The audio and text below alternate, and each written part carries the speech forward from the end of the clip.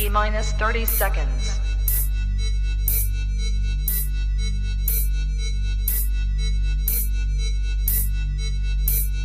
T-minus 20 seconds.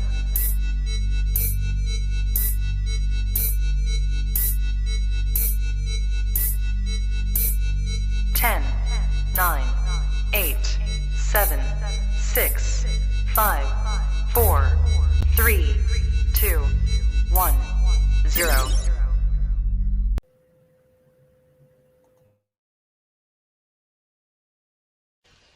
I don't have to tell you things are bad. Everybody knows things are bad. It's a depression. Everybody's out of work or scared of losing their job. The dollar buys a nickel's worth. Banks are going bust. Shopkeepers keep a gun under the counter. Punks are running wild in the street, and there's nobody anywhere who seems to know what to do, and there's no end to it. We know the air is unfit to breathe, and our food is unfit to eat. We sit watching our TVs while some local newscaster tells us that today we had 15 homicides and 63 violent crimes, as if that's the way it's supposed to be. We know things are bad, worse than bad. They're crazy. It's like everything everywhere is going crazy, so we don't go out anymore. We sit in the house, and slowly the world we're living in is getting smaller, and all we say is, please, at least leave us alone in our living rooms. Let me have my toaster and my TV and my steel-belted radios, and I won't say anything. Just leave us alone. Well, I'm not going to leave you alone. I want you to get mad. I don't want you to protest. I don't want you to riot. I don't want you to write to your congressman because I wouldn't know what to tell you to write. I don't know what to do about the depression and the inflation and the Russians and the crime in the street. All I know is that first, you've got to get mad. You've got to say, I'm a human being. My life has value.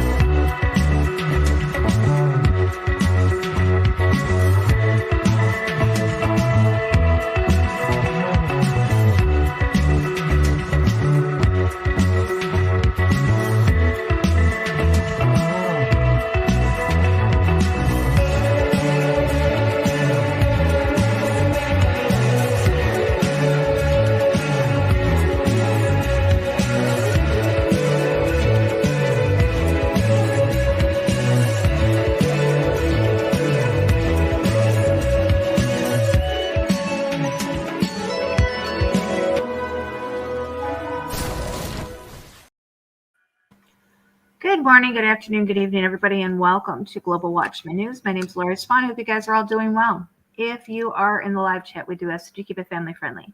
There will be moderators in there to make sure that we stay within the terms of service put forth to us by the platforms we're utilizing tonight. If you are new to the channel, welcome. Take a minute, hit that subscribe button, hit that bell so you know when we go live. So, welcome, everybody. This is supposed to be our Wednesday night show, but due to circumstances, we had to move it till tonight. We do apologize for that. Do also want to apologize for last night. If you're looking for part 2, we must have been too far over target because we were told, YouTube interrupted the stream, told us that we had violated community guideline violations, didn't tell us what it was at all. So we don't know what we did wrong. We still have the channel. We don't know. So we're waiting on Big John, but we do have everybody else here. We've got Ernie as usual. Hey, Ernie. What is going on, everyone? Hello. What's up? How you doing? Doing quite well. How about yourself? I'm doing good. Thank you. Doing good. And we also have with us Trish or Trisha or whatever it is you want to call her. Whatever. Hi. Whatever. We also have back with us tonight Hero. How you doing, Hero? I'm good. How about everyone else? We're doing good. Good. Good. We're waiting on Big John. He did say that he didn't have a problem with coming on tonight, but I did send him the links. Let's see if he pops in. He has trouble. He has to go to find internet. He doesn't have internet where he is with his job. He's out. He's in the backwoods. You might say he's down yonder with his job. So he has to find a good stable internet connection in order to join us. So, but we're just going to wait on him. We're not going to wait on him. We're going to continue. But when he comes in, we'll put him up in the chat and include him in the conversation. So last week we started in on the Nazi occult, and we're not going to really go back on that because first off, I don't know what got us shut down. So we're going to move forward. But I think most people have an understanding or a working knowledge of what has transpired during World War II and the Nazis and their occult ties. So does anybody on the panel want to just, kind of say what you got to say about that whole thing? And then we'll just move on to where they went to after they left Germany. Well, the only thing I can say is I recommend people to look at it for themselves. Mm-hmm. Obviously, the stuff I want to say, I can't really say due to those limp wrist YouTube people. So I'm not trying to get into it right now. But for those of you who don't have an understanding of the true nature of that regime, definitely need to look it up for yourself. And I don't recommend looking up anything mainstream because mainstream is going to water things down, twist it, shake it up, stir it, whatever you want to call it. Go do some legitimate spiritual research. And before you do that, make sure you pray before you do, because the stuff that they were involved in is quite spiritually dangerous for you. Mm-hmm. Absolutely, it is. They have this belief system that, it's my opinion, and this is my thought process, that they had contacted, just like Tesla, just like Nikola Tesla had contacted the fallen angels. I believe that the Nazi occult, wherever his cult people, I believe they contacted them as well. Trish, what do you think about what that discussion was? It's very deep. Did I hear Big John last week say, because there was so much information. Did he say the Germanic people were the remainders of the prior civilization, aka Aryans? He did bring up that topic, yes. Yeah, that was the first I had ever heard that, and I wanted to ask him a little bit more on that. Yeah. Hopefully, he joins us tonight and we can discuss that. But yeah, it's hard to know what part last week got us hit. So we're gonna, I think it may have been what we were playing. We were playing the video, Iron Sky 2, and I was showing you guys it was a movie that never got made. What we showed was the trailer, Iron Sky 2. It was supposed to be made, but something happened and it wasn't. And to me, it sounds like the same thing that happened with the author of the Gray State, who was David Crowley. He was killed before the Gray State was finished. It was made, and all we had was the trailer. So it could be the same thing. Have you ever heard of that, Hero? The Gray State? Yeah, I have. Yeah. I could just tell by that trailer he went a little too deep. He had the actual name of the organization and all that. So yeah. There's a YouTuber. He's an author. His name's Greg Fernandez, who delves into the death of David Crowley. So if anybody's interested in that, go ahead and take a look at that, because it is quite interesting. So We don't know why, great, what do I say? Iron Sky 2 was never filmed, never created. But by the looks of it, I immediately pop over to the gray state. So, all right. So we know that what happened after the Nazis, they kind of branched off. Okay. So what happened is the majority of the military, his SS, his foot soldiers stayed over there, and his hierarchy, his generals, and his occult section of his organization went to Lake Vostok, and that is in Antarctica. And I'm going to read something to you. Let me pull it up on the screen so you guys can follow along. It says, with the current mysterious happenings in Antarctica concerning Lake Vostok, and let me just kind of go a little bit. So Lake Vostok, the Russians have been exploring Lake Vostok. Oops, damn it. And I don't know what's going on with my computer at the moment. And they have discovered some interesting creatures in Lake Vostok. So it has been in the news in the last probably 4 or 5 years.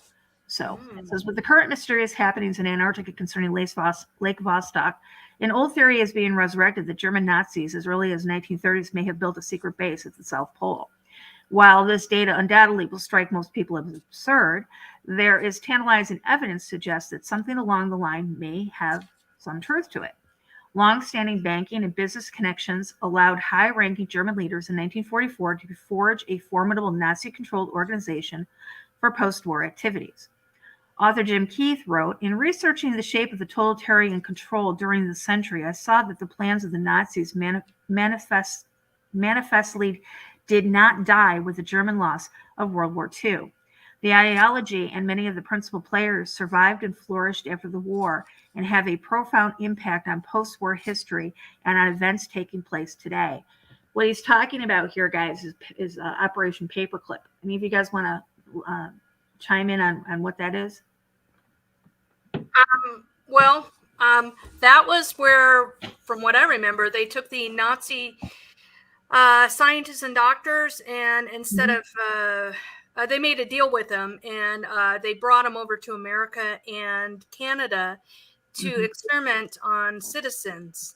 And it was like really bad stuff, like MK Ultra and was it chimeras and all kinds of just space program, just weird stuff.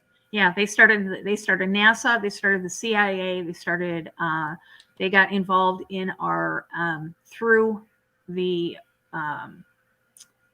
Tavistock Institute. They got involved in all of our colleges, our higher education. They also got involved in our creating our curriculum for our lower education. So they pretty much, when they came over, they were given asylum, they were given new identities, they were given a free pass for everything they had done, the atrocities they had done during the Nazi regime over during World War II.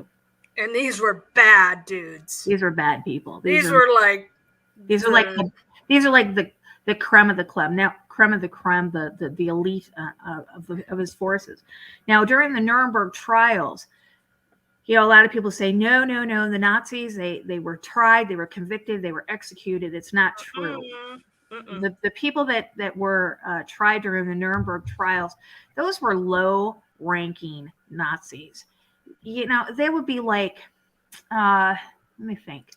Okay, so like if like there's Fauci and Gates would be like the more like the higher ones. Yeah, it would be like them to not coming. It would be like their RNs, like Fauci's RNs that work on and Gates's computer programmers that work under him being tried for the whole atrocity, and those two getting away. It's how it would be. Says Ovis H. Schmidt, the U.S. Treasury Department's Director of Foreign Funds Controlled in 1945, offered this description of the Nazi flight capital program. He said the network of trade, industrial, and cartel organizations has been streamlined and intermeshed, not only organizationally, but also by what has been officially described as personal union. legal authority to operate these organizational machinery has been vested in the concerns that have majority capacity in the key industries, such as those producing iron and steel, coal, and basic chemicals. These concerns have been deliberately welded together by exchange of stock to the point where a handful of men can make policy and other decisions that affect us all. Could one of these decisions have been to create a Nazi base connected to the development of UFOs? When we start discussing extraterrestrial or aliens, and I'm using air quotes here, we're talking about the fallen angels. We're talking about the Anunnaki. We're talking about interdimensional, not extraterrestrial beings. So, you guys are familiar with Paul Hellyer. He was the former Canadian. What was he? The Canadian. Was he the prime minister? No, he's defense. He was the former defense, the head of the Defense Department in Canada. Mm-hmm. And Paul Hellyer, he addressed his parliament, or whatever they call themselves, and he admitted to them that there was extraterrestrials, he called them. So we're going to call them interdimensional beings, or these fallen angels that have been working with governments of the world for decades, literally for decades. And let me see if I can find it. It gets harder and harder to find his,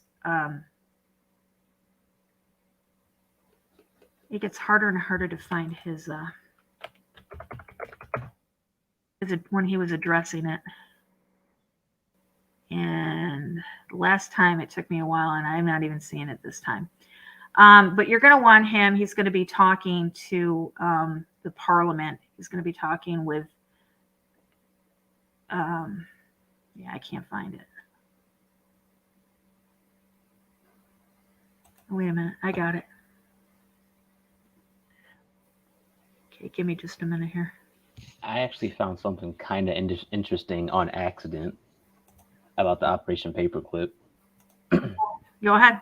So Wernher von Braun, as we all know, was a German scientist they brought over in World War II. Mm-hmm. He's an aerospace engineer, and he was like the head of NASA. Correct. And on his tombstone, he has Psalms 19:1. Yeah. Do you know what? Can you read Psalms 19:1? Yep. Now here's what's interesting, right? I'm gonna read I'm gonna read the King James version first, which is the oldest English translation of the Bible. Mm-hmm. And then I'm gonna read the NIV. So the King James version says, "The heavens declared the glory of God, and the firmament swelled with His handiwork." Now the NIV, and this is how you know that they're hiding truth, says, "The heavens declare the glory of God, and the skies proclaim the work of His hands." So they completely changed it. Yeah, that's why I don't ever suggest anybody read any other version than the King James version. Yeah. Wernher von Braun was he was one of the elite. He was one of the creme of the creme again, as that was brought over. So let's listen to Hellyer, and then we're going to get into a little bit about recently, and then we're going to go back in history a little bit. There are only a few things that I want to add in that particular realm. First is that about in the 1960s sometime, there was a flotilla of UFOs headed south that crossed into NATO territory in Europe. And the commander-in-chief of the Supreme Allied headquarters in Europe was naturally very shaken. Fortunately, or maybe divine providence, before the panic button was pushed, the flotilla turned around and headed back north. Obviously, they had thought maybe they were Russian, and they were very concerned about it. Anyway, an investigation was launched into this whole subject, and a document was prepared which concluded that at least 4 species had been visiting Earth for thousands of years. And this is my own view at this stage as well. So, except for that, there are just a couple of things that we've talked about that I'd like to refer to. And one was that we were referring to them as they until this morning when Linda Moulton Howe, I think she was the first one, actually named 3 different species. I have brought my latest book called Light at the End of the Tunnel, The Survival Plan for the Human Species, as an aide-memoire. And I name 5 different species here. I'm aware of more now. As a matter of fact, I saw a document just a few days ago that mentioned 20. And I think you, Mr. Chairman, were interested in some of the places they might come from. And I have in here Zeta reticuli, R-E-T-I-C-U-L-I, reticuli, the Pleiades, Orion, Andromeda, and the Altair star systems. So I don't think we can any more refer to them as they, because they're not an amorphous mass. They are different species and consequently may have different agendas. I don't think we can say that they all have the same agenda any more than we could say that the United States, China, and Russia had the same agenda. Our real interests may be very similar, but as of now, our perceived interests are still quite far apart. One more observation before I begin what I want to say, and that is that we spent quite a bit of time talking about the 66-year-old cadavers. And I was glad to have Linda this morning finally say that there are live ETs on Earth at this present time. And at least 2 of them probably working with the United States government. The other species that I learned about not too long ago was called the tall whites. And this is when Paula Harris broke the story just a few years ago. And through her good offices, I had the chance to talk for about 3 hours with former Airman Charles Hall and listen to this absolutely fascinating story of how he was working with, first of all, he was scared out of his skin. But after that, when he got to know them, how he was working with, and finally they became to trust each other and have a good working relationship with the tall whites at the gunnery range at Indian Springs in Nevada. And these tall whites were living on United States Air Force property and working in cooperation with the United States Air Force and sharing technology with them. He wrote a book, incidentally, called Millennial Hospitality. There are 4 different versions, but Paula says that Millennial Hospitality number 2 is the best. I think that's the one I read, and it's a very interesting read if you want to sort of get inside the problem of what it's like to bump into these people floating across the terrain in the desert. Enough on that for now. My interest is in full disclosure. All right, I'm not going to play the rest. I've played this before in the past. This is he tells about these entities or these grays, these tall whites, these reticuli, the Andromedans. These are all names of the different fallen. These are the ones that I believe are in Antarctica. What do you guys think? They have to be somewhere because, somewhere. I mean, if they're interdimensional beings, they're living. So where are they at? And Antarctica seems like a good spot because nobody can go there. Exactly. Well, that's kind of true and kind of not true. Okay, so does anybody remember back in 2016 when U.S. Secretary of State John Kerry was, and I'm using air quotes here, summoned to Antarctica? Anybody remember that? Mm-hmm. Yes, I do. And I think I just saw recently, like in the last few days, that Will Smith, I think it's Will Smith, went down there. Really? Mhm. That's interesting. Huh. Yeah. Well, yeah. So John Kerry went down in 16, right around the election date. Was the same time that I'm not sure which one it was. It was one of the two astronauts that were still alive, and he lost consciousness down there and was transported to Argentina, where he was in the hospital for a while, and they said that he was in a coma, but I believe he did come out of it. But there's this happens a lot. Trump was, and again, summoned to Antarctica. Obama summoned to Antarctica. It seems the wording. Why are they being summoned to Antarctica? Sounds like witchcraft. Yeah, it does. It does. Or some powerful alien leaders telling them to get over here now. Yeah. I mean, look. Summon at your Take- advanced creature. Take me to your leader. When they say jump, these, they're like, how high, masters, Well, back in I'm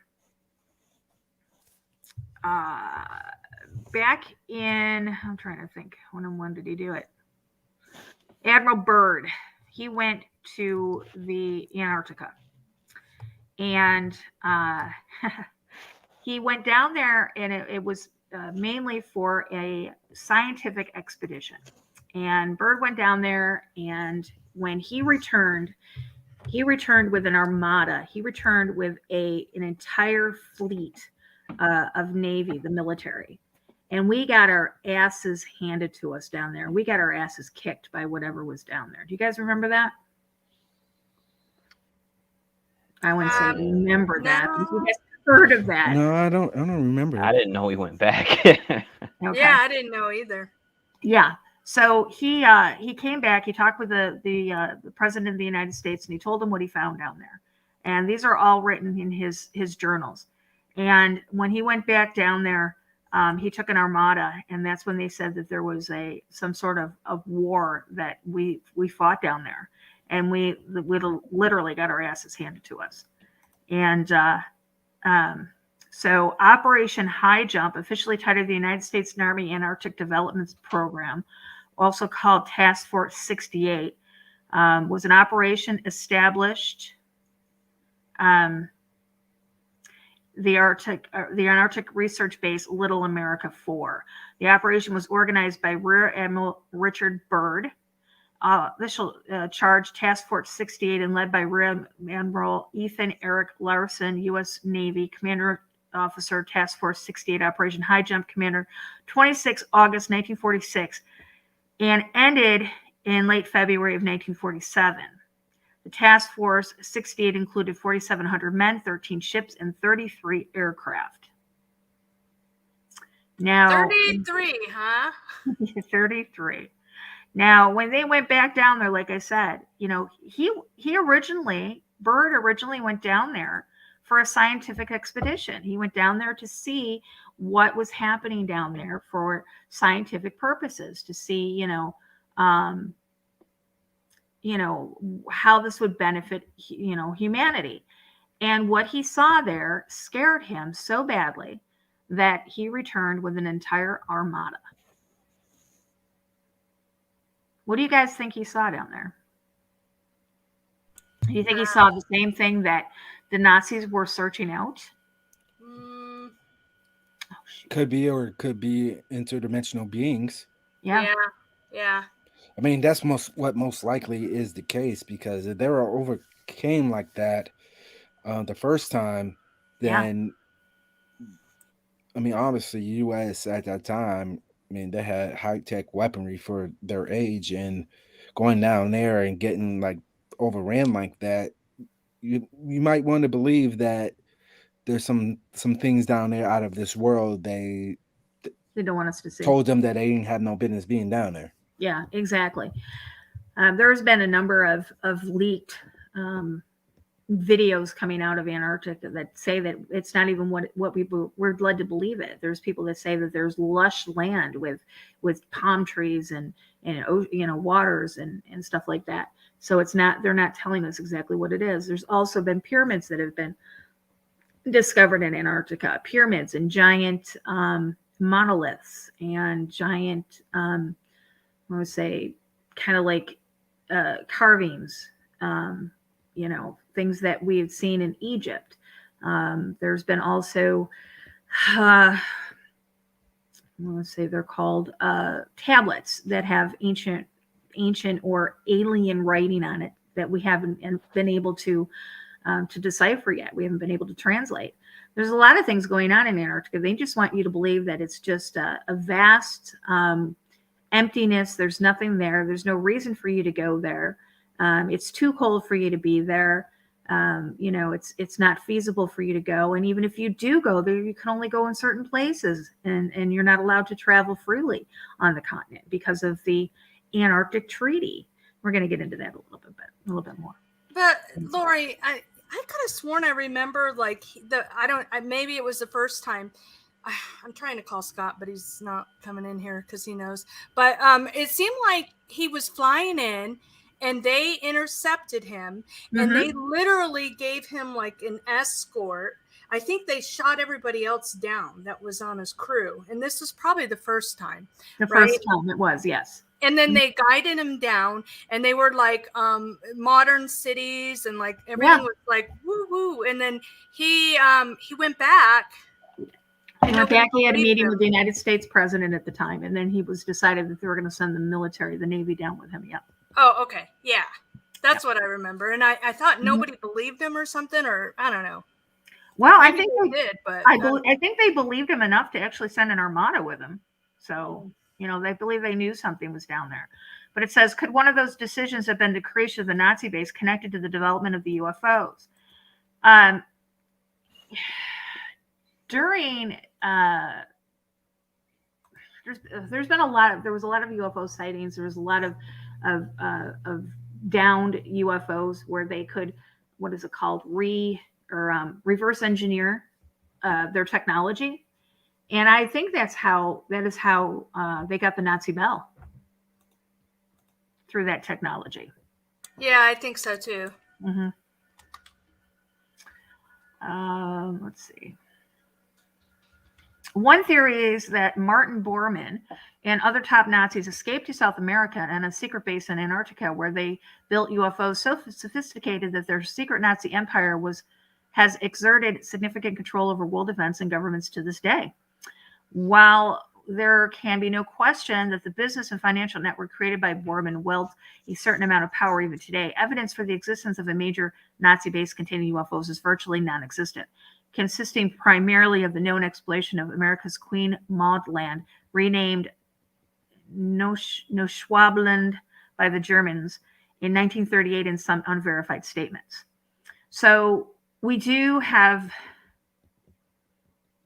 reason to believe that the Nazis did, when they went to Argentina, and then they went over, which is interesting because that's where they flew. Can't remember which astronaut it was. In 2016, when he lost consciousness while he was in Antarctica, they flew him over to Argentina. It says it has also been reported that U.S. Admiral Byrd, upon his return from the expedition in Antarctica in 1947, stated it was necessary for the USA to take defensive actions against enemy air fighters which come from the polar regions, and that America could be attacked by fighters that are able to fly from one pole to the other with incredible speed. Advancing the ideas that the Nazis continually shipped men and material to the South Pole throughout the war years, author R.A. Harbinson wrote, regarding the possibility of the Germans building self-sufficient underground research factories in Antarctica, it is only to be pointed out that the underground research centers of Nazi Germany were gigantic feats of construction containing wide tunnels, machine shops, assembly plants, launching pads, supply dumps, and accommodation for all who worked there, including adjoining camps for slaves, and yet very few people knew they existed. Interesting. Wow. I have a theory. I know this sounds wild, but I'm wondering if maybe they're not us, more advanced, but free from the, how we're kind of like in a fish tank. Like they're they're us, just more futuristic and advanced. They're not really aliens. They're just us. Well, there's been one theory that has been put forth, which, I mean, when it comes to theories, I mean, we can't denounce them, and we can't verify them, we can't declare them as null and void. But one of the theories is that these UFOs that we see in the sky are essentially us from the future. Okay, so that's kind of the same idea. Kind of the same, yeah. Like, and we're just in a fish tank in their experiment. You know how like we have like pet turtles in an aquarium or something, right? Kind of like we're just there. They're observing us. Maybe they're. I mean, I don't know. Maybe they're trying. We are some sort of prison planet. Whether you want to believe it's a physical or a spiritual prison, this is a prison planet. For sure. Because when you think about it, the higher you go up, the thinner the air gets and the colder it gets. The farther you dig down, the hotter it gets and the more pressure you get. And the farther you go outwards, is the same thing that you run into this inclement weather. I mean, look at these, the seas, they're waves up to 75, 100 feet, so essentially we are imprisoned in this a prison planet. And if you want to go spiritually, then the only way out is through Jesus Christ, and that's how we escape this prison planet. But I mean, there's many theories on it, which none of them can really be discounted. I mean, it feels like we're trapped, in a sense. And when they did the COVID lockdown, for sure, then we were just like prisoners in our own home. But right now it feels like we're being trapped here, Well, we are. It's funny because if you take mice and you put them in a small container, they're going to go around and around and around and around and around, and they're gonna try to get out. And if you take that and you move it farther out, they're still going to find the boundaries, but they're not going to do it as much. They're going to be a little bit more content. They're going to find the boundaries. They're going to go around, but they've got that middle part that kind of keeps them content.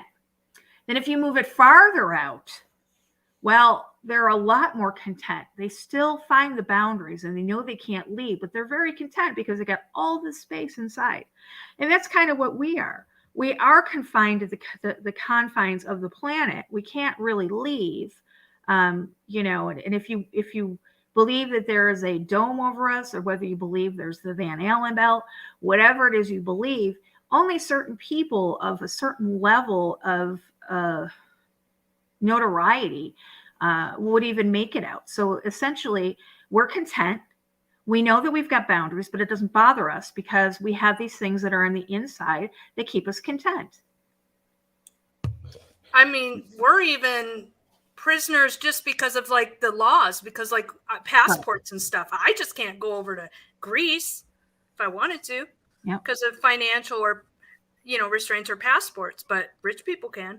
Right. Exactly. You were going to say something, Arnie? Bernie.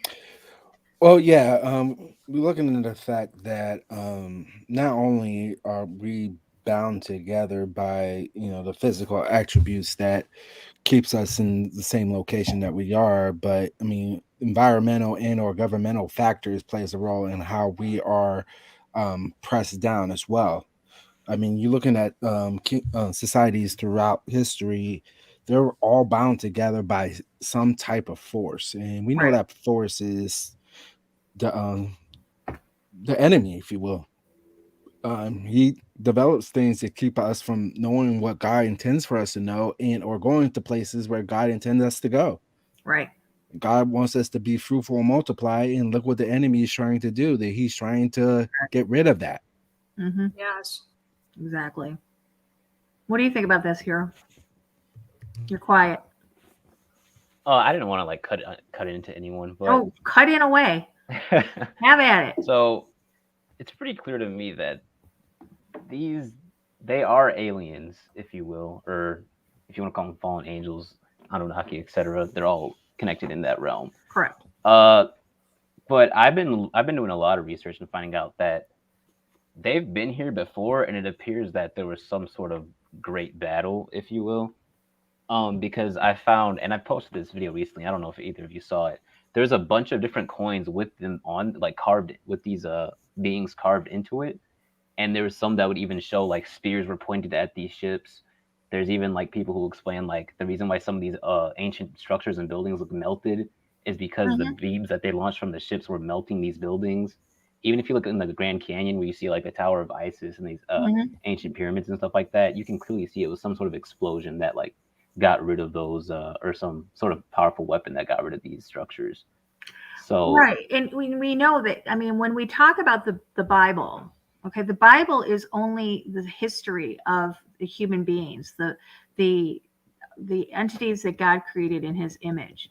But there was he had other children that He had created, other creations before us that have always been here, that have for trillions and billions and whatever of years that they've been here. We've only been here a short period of time because we're the ones created in His image. That's what the Bible, the history of us. But there's so much more outside of that realm that we don't even know about. Mm-hmm. Yeah, and then this is a theory I heard.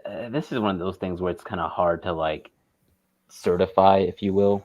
But there's a theory that the Nephilim, like we teamed up with the Nephilim to fight the fallen angels, and that's part of the reason why all this stuff got like destroyed. So obviously that's kind of out there, but I would. Well, the Nephilim never existed until the fallen angels mated with the humans. Well, this was like way after. This was like Tartarian Empire times. Oh, okay. Oh, okay. So like we, because the Nephilim is kind of like a hybrid of us and the fallen angels. They're kind of like could go either way, I guess.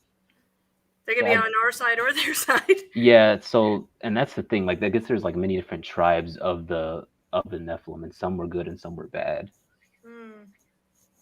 Because even if you look at some certain like ancient depictions and drawings of like giant people and stuff like that, you can tell some of them look like regular people.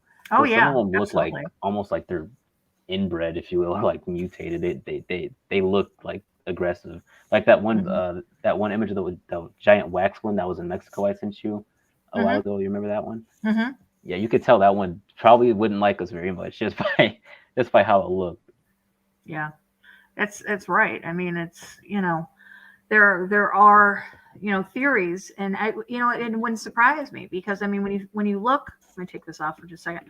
When you look at the elite right now, they do have some sort of alliance with these entities, whether it's a symbiotic or a whatever it is. They have some sort of allegiance to these beings. Yeah, I definitely think some sort of deal was made in order to stop them from like destroying us, pretty much. That's my theory, at least. Mm-hmm. Well, they said that there was a deal made. These people that disappear. I mean, we've got 8,000 people that disappear. In the United States, I don't even know how many. I think the deal was that was it Eisenhower? He made with the Gray. The Grays, 5,000 a year they can take from the national parks, but obviously they do what they want, Well, if you look, and there's another thing, and I didn't bring it up, but I should have, because I never know where the conversation is going to go. If you you search out the national forests, the national preserves here in the United States, and then look at the cave system and overlap it, you will find that that's exactly where the people disappear, and where these cave systems are, and where these national parks are they're all in one. I mean, literally, they're like carbon copies of one another. All these people disappear in these national forests and are never found. And the DUMS map too. I don't know if you've seen map. Yeah, the DUMS tunnels and all that. Yeah. Yep, that lines up with it as well. So I found this also. This is a Nazi Germany's pre-war programs to develop ET-inspired technology. Adolf Hitler's fascination with occult sciences, esoteric philosophies, and exotic technologies led him to exploiting whatever avenues he had in gaining access to and developing weapons, technologies that would allow Nazi Germany to gain its rightful place, in Hitler's view, as a leading global power.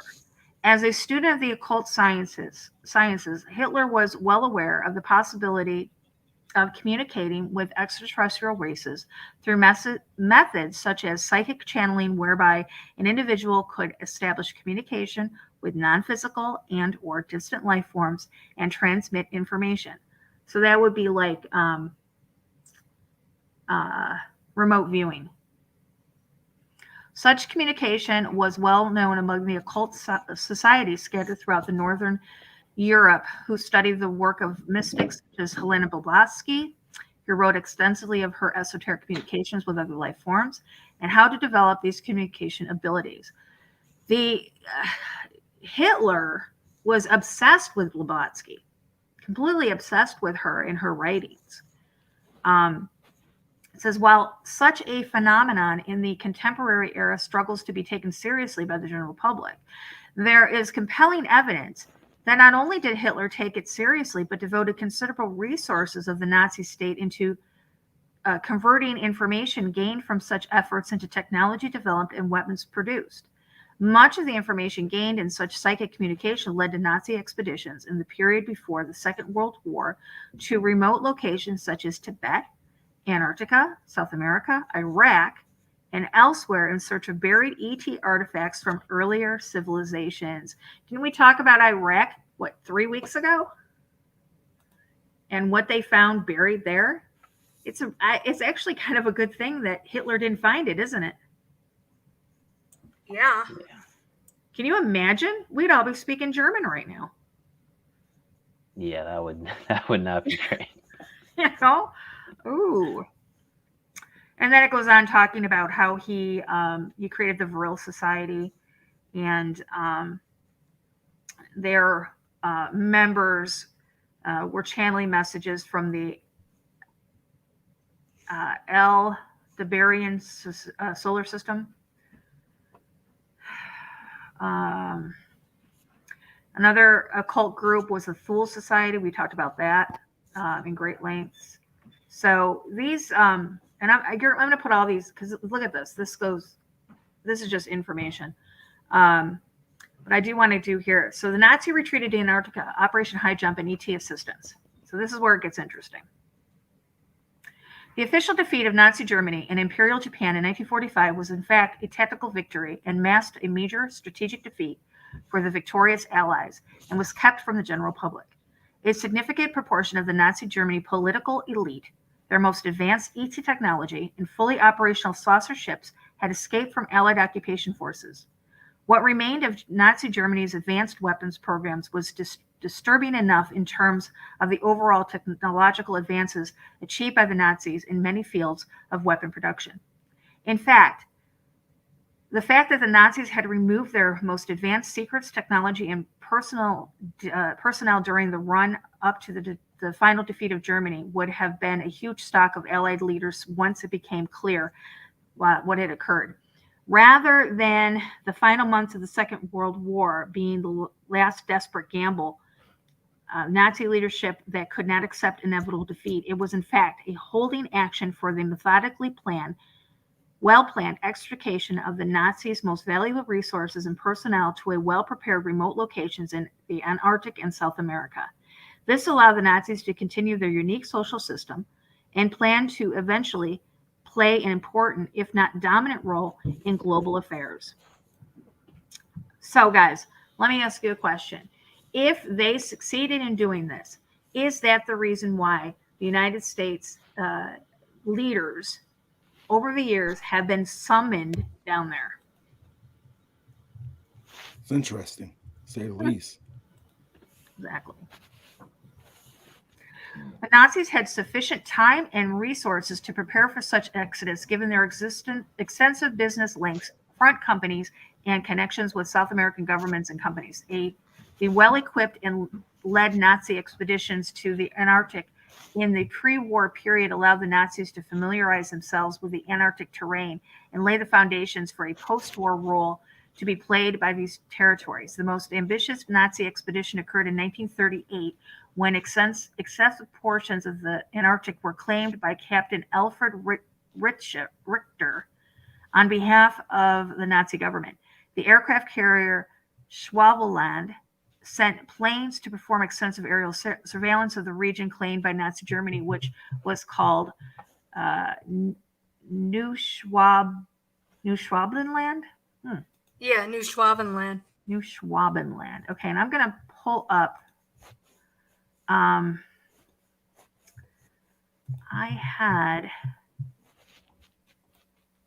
Here it is. Take a look at this. Here is, and this is, I mean, this, you can search this out for yourselves, guys. Hitler's frozen base. Here's where he had it. Here's where he was. Look at that's pretty big region there. It's definitely pretty big. Would you say maybe the size of Texas? I don't know. I don't know. I could actually have gotten out my Google Earth, and I guess I could have figured it out. But it's a pretty good chunk. And just for reference, that's below Antarctica. This is supposedly Antarctica right here. Yes. I meant Argentina. Argentina, sorry. Argentina, yes. It says, in the late 1930s, the Nazis showed an interest in Antarctica and sent an expedition to survey a part of it and claim it for Germany. The claim was not continued, but it sowed the seeds for a whole range of fantasies about secret things that might be going on. So they sent down an expedition from the 17th of December of 1938 to the 12th of April of 1939. And they explored that area. They sent down their U-boats. They sent down troops, and they set up base there. And I'll put that in the link as well in the description. Thoughts, guys? Well, I mean, there's something they're not telling us, and there's something that is going to probably appear more than likely within our time on this earth. Yeah. And the fact that they're still hiding it, and the fact that it's not even being mentioned anymore. Hold on a second. No problem. Did you all see the UFO over Sapphire Lounge in Las Vegas? I was going to get to that. Yeah. Oh, is that the little gentleman's club? Yeah. What's funny, guys, is they're now trying to say that it was essentially swamp gas. Right. I saw the video. Okay. I saw the strobe lights hit the metallic on the ship. You saw it, Hero. I know you did. Yeah, I made like 3 posts about it. Yeah. Oh, I'm sure it's swampy over there. Yeah, they're trying to say it's some sort of odd atmospheric. They said it. There's a name for it. It's basically just an oddity, an atmospheric oddity.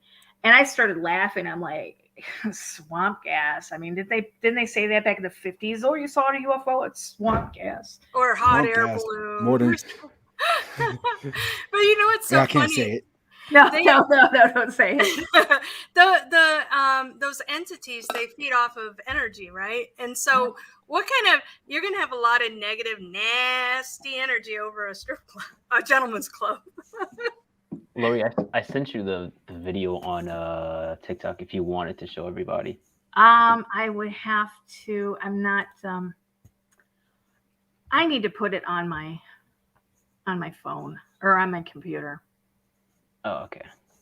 But yeah, I just sent you like that one, and then that Nephilim, because I don't know, that video was pretty suppressed. That the actual Nephilim wax figure, or the guy in the video believes it's to be a stuffed Nephilim, but I'd say it's probably a wax figure. But you can tell, like, that's just not something that comes out of someone's imagination. Just no, not at all. You know, how big it was. I was thinking, the more important question I have to ask is, how come nobody's talking about this today? Everybody's talking about all this stuff that's going on, and why is this swept under the rug? The Sapphire Lounge?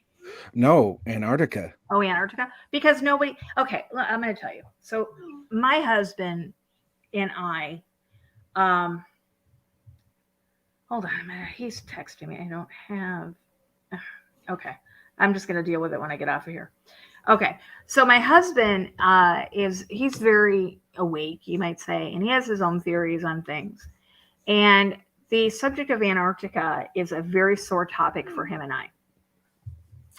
Only because he believes that it's this frozen tundra down there, and that there's the reason why you can't go there is because there's nothing to see there. It's too cold. You know, there's no hotels there. You know, he doesn't even want to understand or consider the possibility that what's real is the fact that, you know, we're only allowed to go to certain places. And he's like, you only can go to certain places because there's nothing else to see. I don't believe that. I think we're only allowed to go to certain places because there's a whole hell of a lot to see. I agree. Well, I thought you said your husband was like woke. Oh, he is. No. It's like obvious stuff. He is on many, many, many things.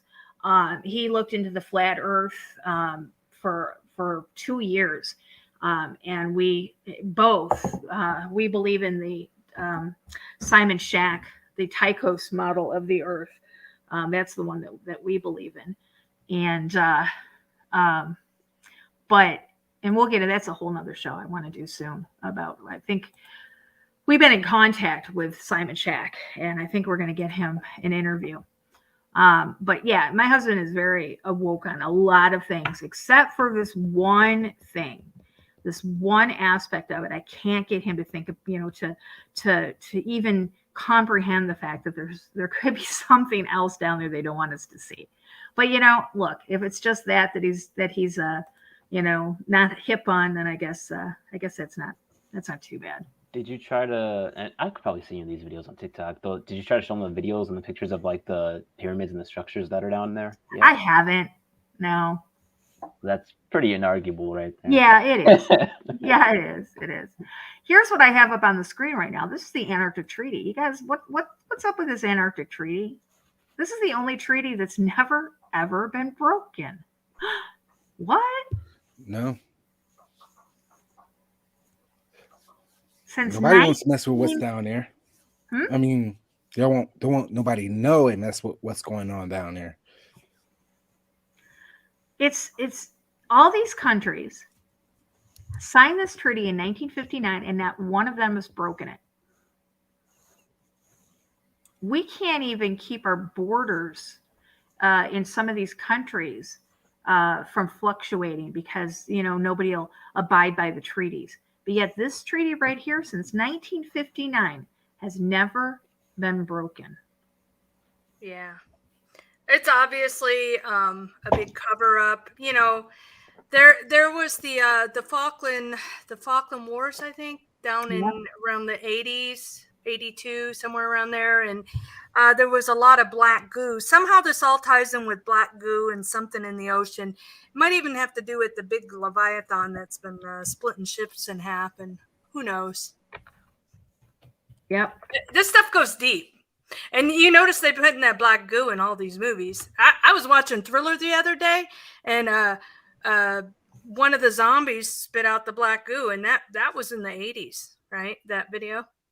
So they've been putting it in, you know, they've been showing us this stuff for a while. Right. Oh yeah. So there's something with you're looking at you know, Venom in the Spider-Man series, a whole bunch of stuff. I mean, people talk about the thing we're not supposed to talk about having that type of stuff in it. That's right. And wasn't there a Terminator movie? Was it a Terminator movie where the guy he was like goo and then he kind of came together? I don't know. Well, you talking about not Rise of the Machines. I believe it's the second Terminator movie ever made. The Terminator, yeah, where he was silver, but he was still. Yeah. I mean, it was kind of the same theory, though. It was was kind of magnetic, kind of. Yeah, gunk. Nicholson, 1968, did a real good video on the black goo. If I can find it, he's had so much taken down by.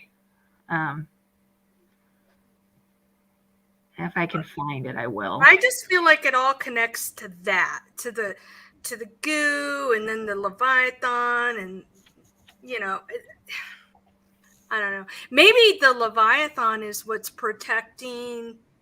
Remember how I said there's a possibility there's another civilization on that ice wall that is maybe us in the future, and maybe the Leviathan is kind of like the protector that doesn't let us cross.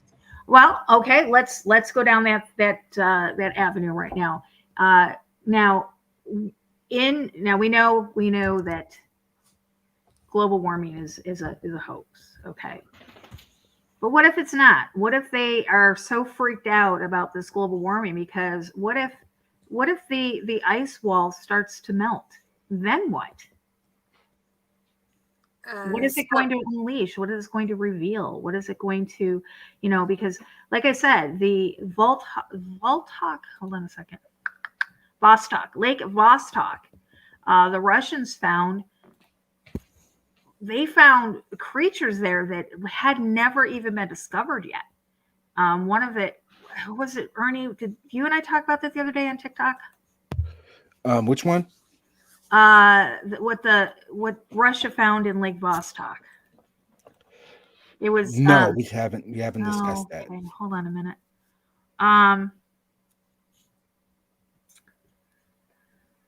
Let me see. It's called Vostok is the Lake of Shadows, and apparently Russia discovered. Hold on a second. I apologize, guys, but sometimes we go to places in our minds here in our discussion that I there's no way I could have it pulled up already.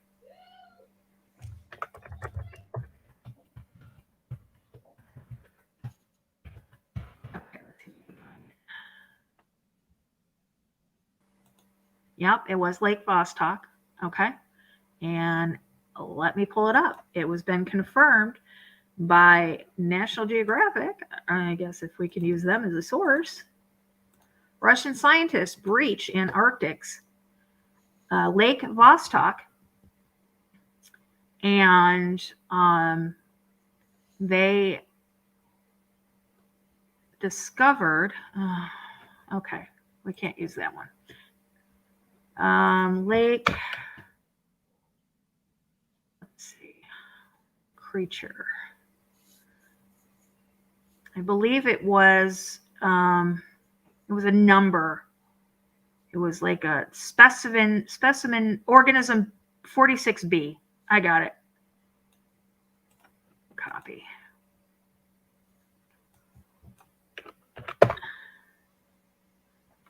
Okay.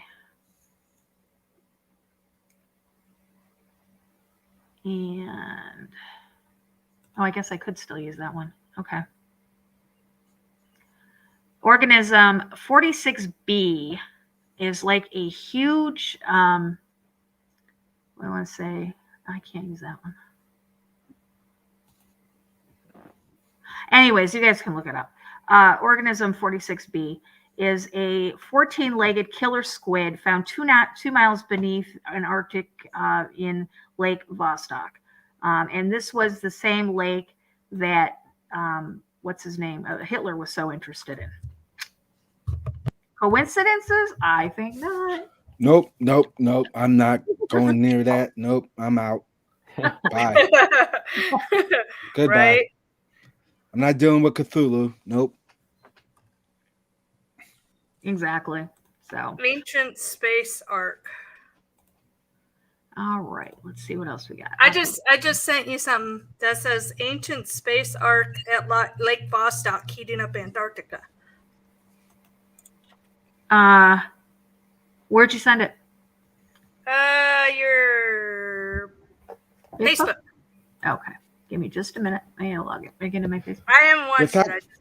The fact of the matter is they're hiring a bunch of stuff, and I firmly believe that there's stuff beyond Antarctica, beyond the ice wall and below us, that maybe Antarctica is kind of a gateway to open up those types of doors to see other forms of life outside of what we are confined to in this space right now. I've read and studied a bunch about some of the lost tribes of Israel may be still alive and are buried or underneath, where vegetation is that grows hundreds and hundreds and hundreds of feet tall, beyond anything we have seen in our lifetimes. And if they're shutting it off because they don't want us to know, then there is firm reason to believe some of these things that we have heard in legend is actually true, and is located right in that very region. Correct. There's obviously a reason why they're keeping us away from there, that they're blocking it off, and it's not just because there's nothing there. Yeah, they have research Dave. facilities down there. Well, yeah, they have lots of research facilities. And government officials are allowed to go down there. Right. But right. we can't travel just for, vacationing and seeing the sights down there. Again, my husband would have to argue with you and say there's nothing to see, Ernie. Oh, of course, they say it's nothing to see. There's nothing to see, Ernie. Come on, Dave. Lord have mercy. We have this conversation a lot. Do you want me to play this? I mean, Absolutely. I haven't watched it, so I haven't watched it either, so we're gonna tread in new grounds here, guys. Not responsible for what says in this. Not responsible for anything crazy, but let's listen. Why not? Is an ancient arc activating under Lake Vostok and causing a heat wave in Antarctica that is baffling scientists. You're listening to Exopolitics Today with Dr. Michael Sala, your source for the uncensored truth regarding the human, extraterrestrial, global, and political agenda. Click the like button and subscribe to this channel. And now, here's Dr. Michael Sala. On March 18, news emerged of a heat wave in East Antarctica, the epicenter of which was the Vostok region that sits atop a mysterious lake 2 miles under the ice sheet. Scientists are baffled by the heat surge of more than 70 degrees above average temperatures and are seeking answers. A likely explanation comes from 2 sources who say an ancient arc is buried under the ice sheet in the Vostok region and its activation is heating up East Antarctica. The Washington Post was the first to reveal the heat wave in East Antarctica. In a story titled, "It's 70 degrees warmer than normal in Eastern Antarctica, scientists are flabbergasted." This is what was reported. Quote, "The average high temperature in Vostok, at the center of the eastern ice sheet, is around minus 63, minus 53 Celsius in March. But on Friday, the temperature leaped to 0, minus 17.7 Celsius, the warmest it's been there during March since record keeping began 65 years ago. It broke the previous monthly record by a staggering 27 degrees, 15 Celsius." End quote. Antarctic scientists are baffled by the heat wave in late March since Antarctica is losing about 25 minutes of sunlight each day, according to what they told the Washington Post. Meteorologists reported a heat dome over East Antarctica and said, "This is not something we've seen before." Significantly, the Washington Post reports that there has been notable melting of the ice sheet in the region. This takes me to the discovery of a large magnetic anomaly at one end of Lake Vostok, as first reported in the Antarctic Sun on February 4, 2001.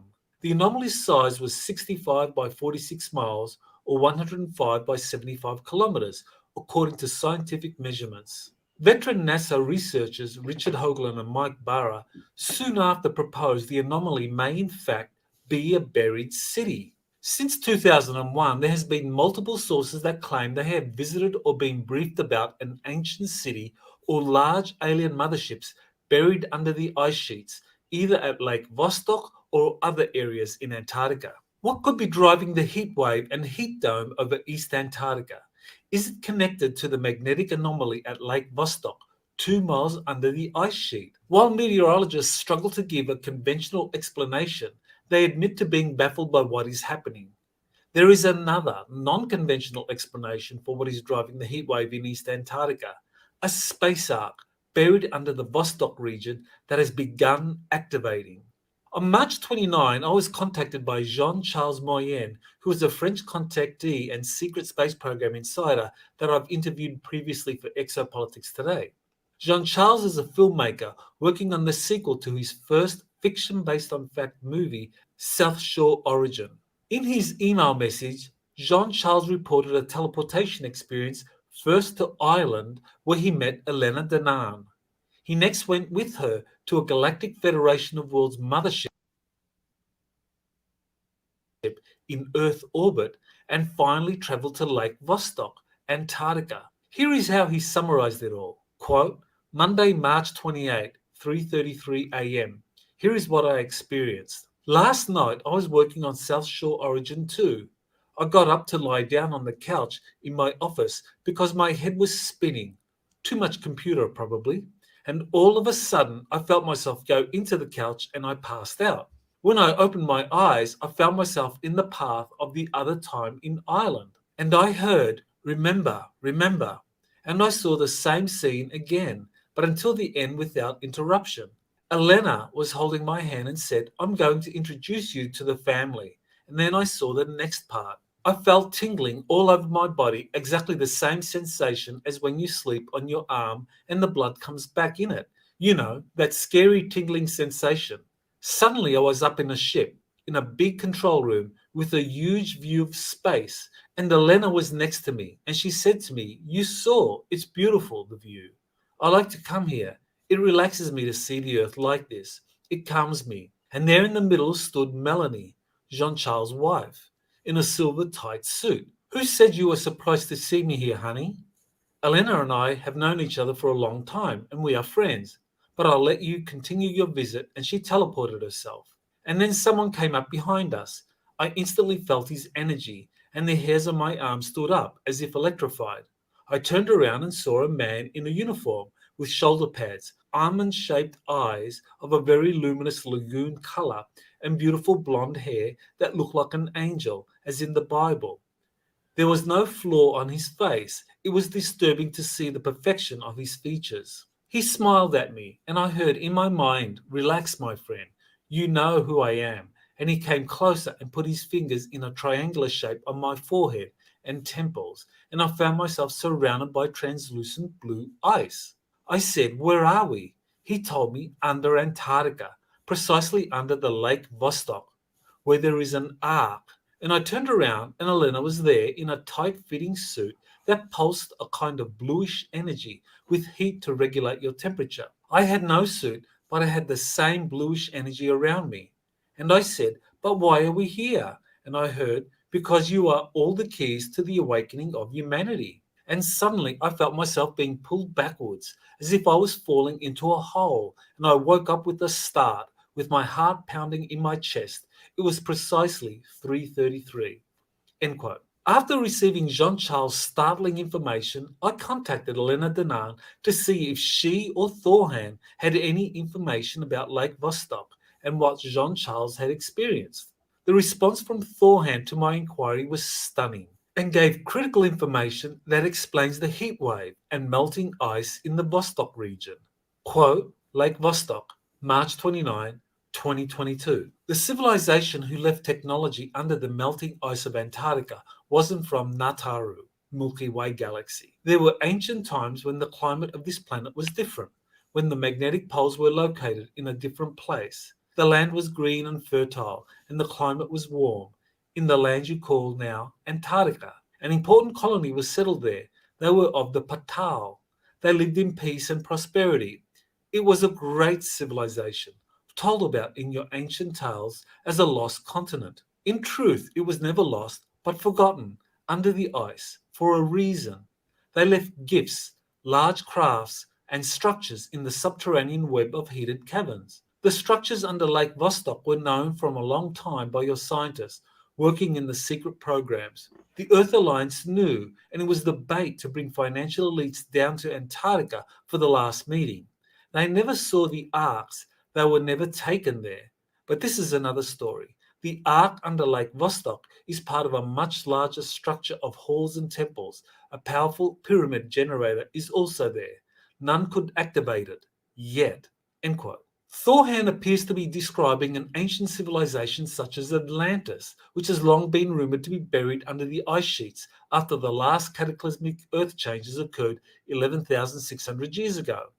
A book by researchers Rand Flem-Ath and Rose Flem-Ath, Atlantis Beneath the Ice, The Fate of the Lost Continent, published in 2012, presents compelling evidence for such a claim. In addition, Thorhan refers to recent meetings held in Antarctica where the Cabal, aka Deep State leaders, secretly traveled to negotiate with the Earth Alliance and the Galactic Federation about their future.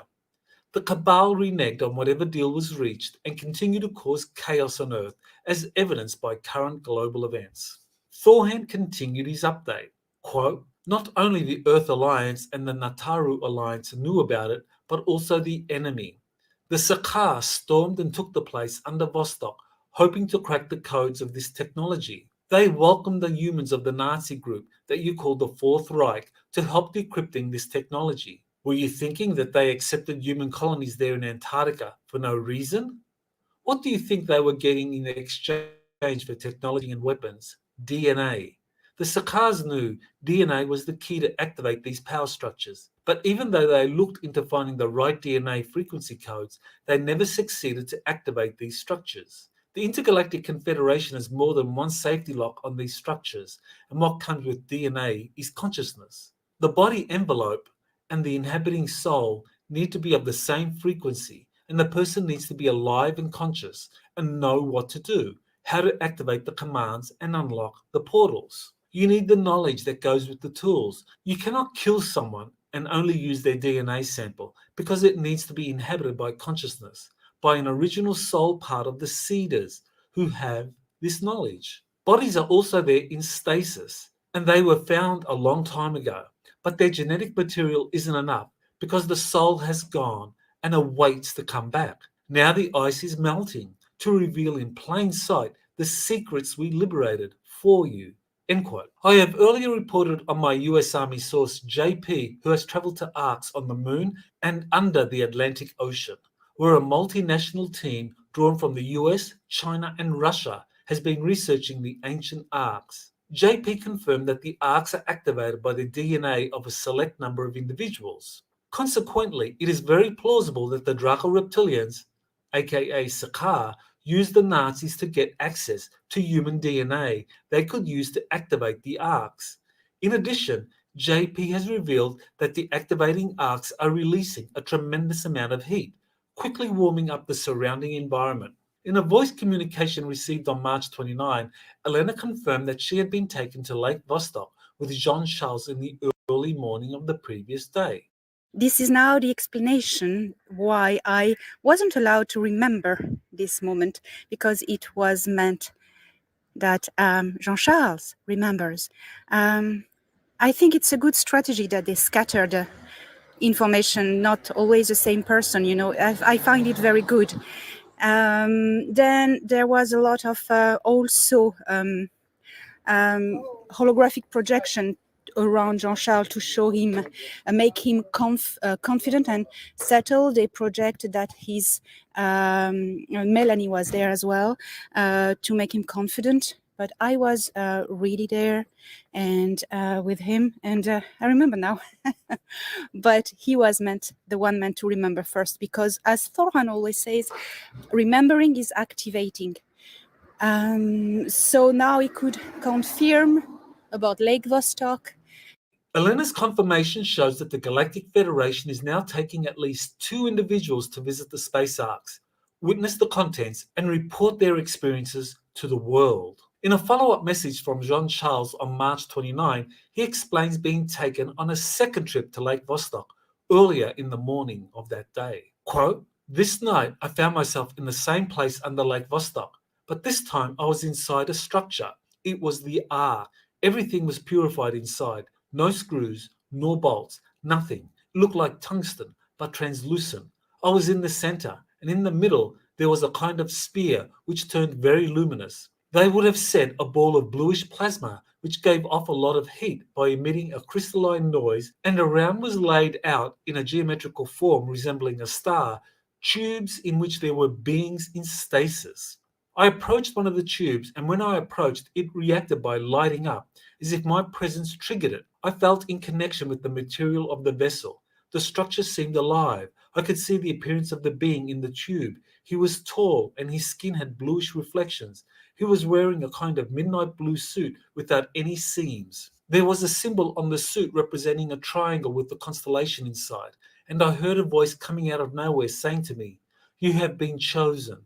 It was the same sentence that the mantis being had said to me as a child when she put her paws on my shoulder. You remember, during the test of fear with the other children. Many of them had failed except me. Well, it was the same voice. I approached the tube and it lit up very brightly, and I woke up suddenly, and on the alarm clock it was 5:55, end quote.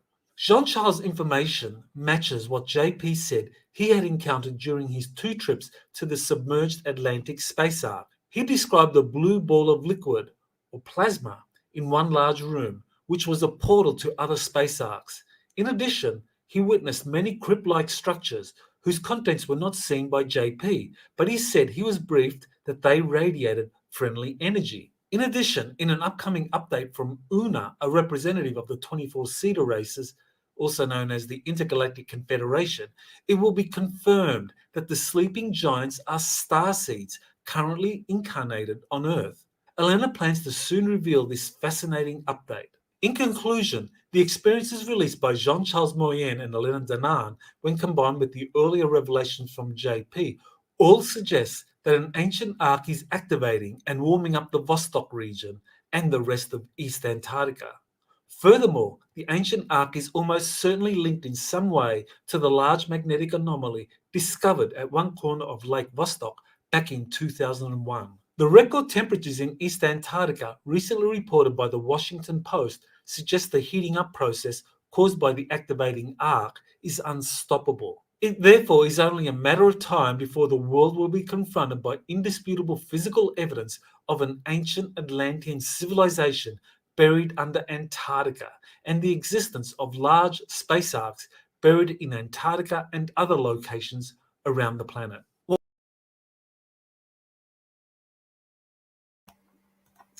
Well, that would explain global warming and why they want to quote unquote stop it, right? Welcome, Big John. Glad you could join us. Woo-hoo! Yay! John? Might be AFK. All right. Well, John has joined us. He is on the panel, and we're going to get to hear from him in just a little bit, hopefully. He's muted. You're muted. So I've been doing a little bit of research on here. So this whole thing with this lake, is interesting because, let me pull it up. Here is the, my computer is just horrible. This is the organism 46B that was discovered in the lake. Look at this thing. And it's supposedly huge, like massive. Massively huge. Now, let me ask you guys a question. Do you remember back when, we heard stories of like the 1600s, 1700s, 1800s sailors talking about these giant squid in the oceans? I don't think there were like, my fish was this big kind of thing. No, it's like Leviathan. Yeah. Big John is having technical difficulties, I guys. see that. Okay. Well, when he pops back in, we'll get him back in. Did you guys catch that the DNA activates the arc? The question is, whose DNA? Mm-hmm. Can you hear us now, John? Yes, I sure can. There you are. Welcome. Well, thank you. It's I'm in a real. I'm usually in the bad part of Texas, but I'm real in the bad part now. Didn't I say that? I told you guys that he was in the backwoods.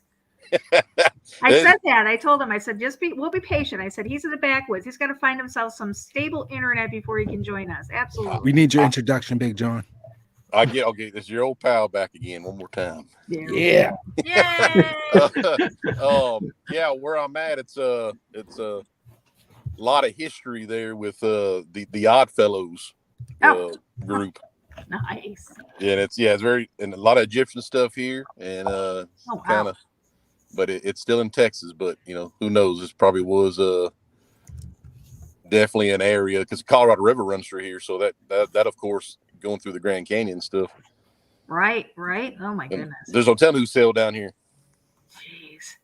Well, we were just talking about Antarctica. We got talking about Admiral Byrd, of course, and we got talking about how the Nazis actually went down there with all their technology, with everything they discovered, everything that they had created, everything that they had manufactured, and they took it down there in I can't even pronounce the area, but their little area there of Antarctica. Schwabenland. Thank you. And we also talked about how this coincides basically with all of the leaders, the world leaders that get summoned down there. Do you have any insight on that? I know for a while, the patriarch Krill of the Russian Orthodox Church, he would go a lot. It seemed like him and the Pope. And then that one year, I remember they had John Kerry.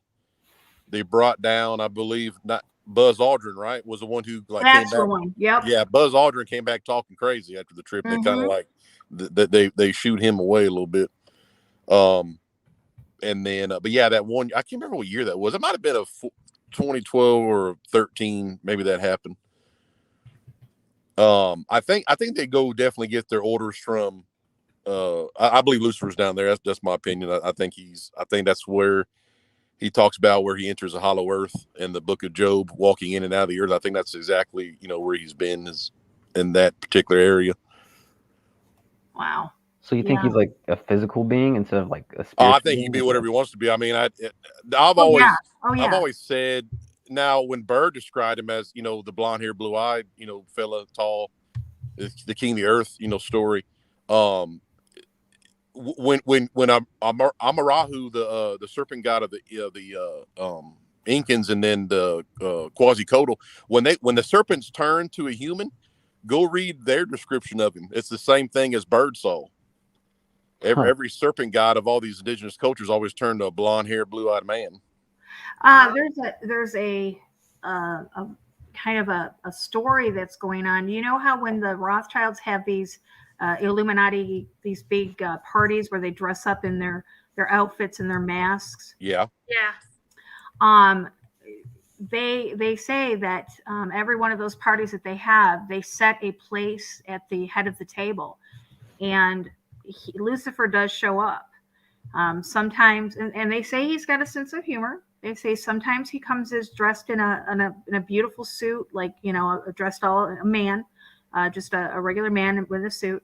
They say sometimes that he'll be man from the waist up, and he'll like come with cloven hooves and clomping around. Yeah, exactly. That's right. And That's right. but yeah, they say they set a plate for him at every one of these parties. Like in Sodom and Gomorrah, when the angels showed up, but they look like men. So, angels can look like they want to, because I just highly doubt that when the Watchers fell, I doubt they came down in their true form and these women were like, oh, wow, look at them. They look like, they look like men, because in Sodom and Gomorrah, the men of the town wanted them. And they said, well, we want the two men. So, they look like everybody else. Yes. But yeah, and then of course there's so many stories out of like South Texas, I remember, where it's usually it's probably the same story per se, but where the devil dances all night and they finally look down at his feet and he has hooves and then he flies through the ceiling. That's been a story in South Texas as long as I can remember. Okay. Yeah. So this is something that it seems to be making its round. So I tend to believe it because those people are pretty much have, they got the red phone in their office to them. For sure. And they even said at one time that Pike actually wore an amulet, or one of his larger pieces of jewelry could actually summon Lucifer. Mm-hmm. Yeah. Yep. At a moment's notice. Exactly.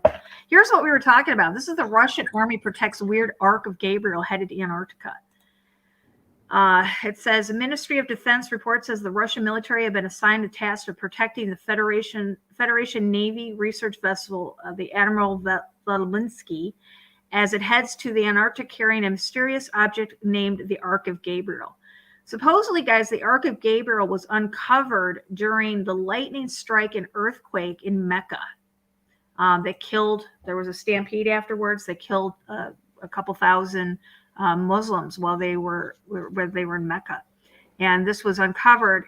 And isn't it ironic who they took down there was their religious leader, and his name was Krill. Yeah, Krill. Yeah, Patriarch Krill. Krill. Yeah, Krill. Krill's making so many visits. Like I said, I'm pretty sure it was like 2012, 2013 that he took a lot of visits down there. Krill did. Yeah. And he's the church patriarch. And he did, and when they got down there with the ark, he did a ritual, or he prayed over it. And what do you think they did with it, guys? Why would they take it there of all places? And what is it? Is it a weapon of, is it a weapon? Is it something that, what is your thoughts on that? Is there any, there's been any talk about, in the people that of what it was, John? I do recall a lightning strike and maybe a piece of, archaeology they might have found. I think it was more probably like a missing piece per se that completes something. Because, in the end, here's the thing, you have to have nation against nation.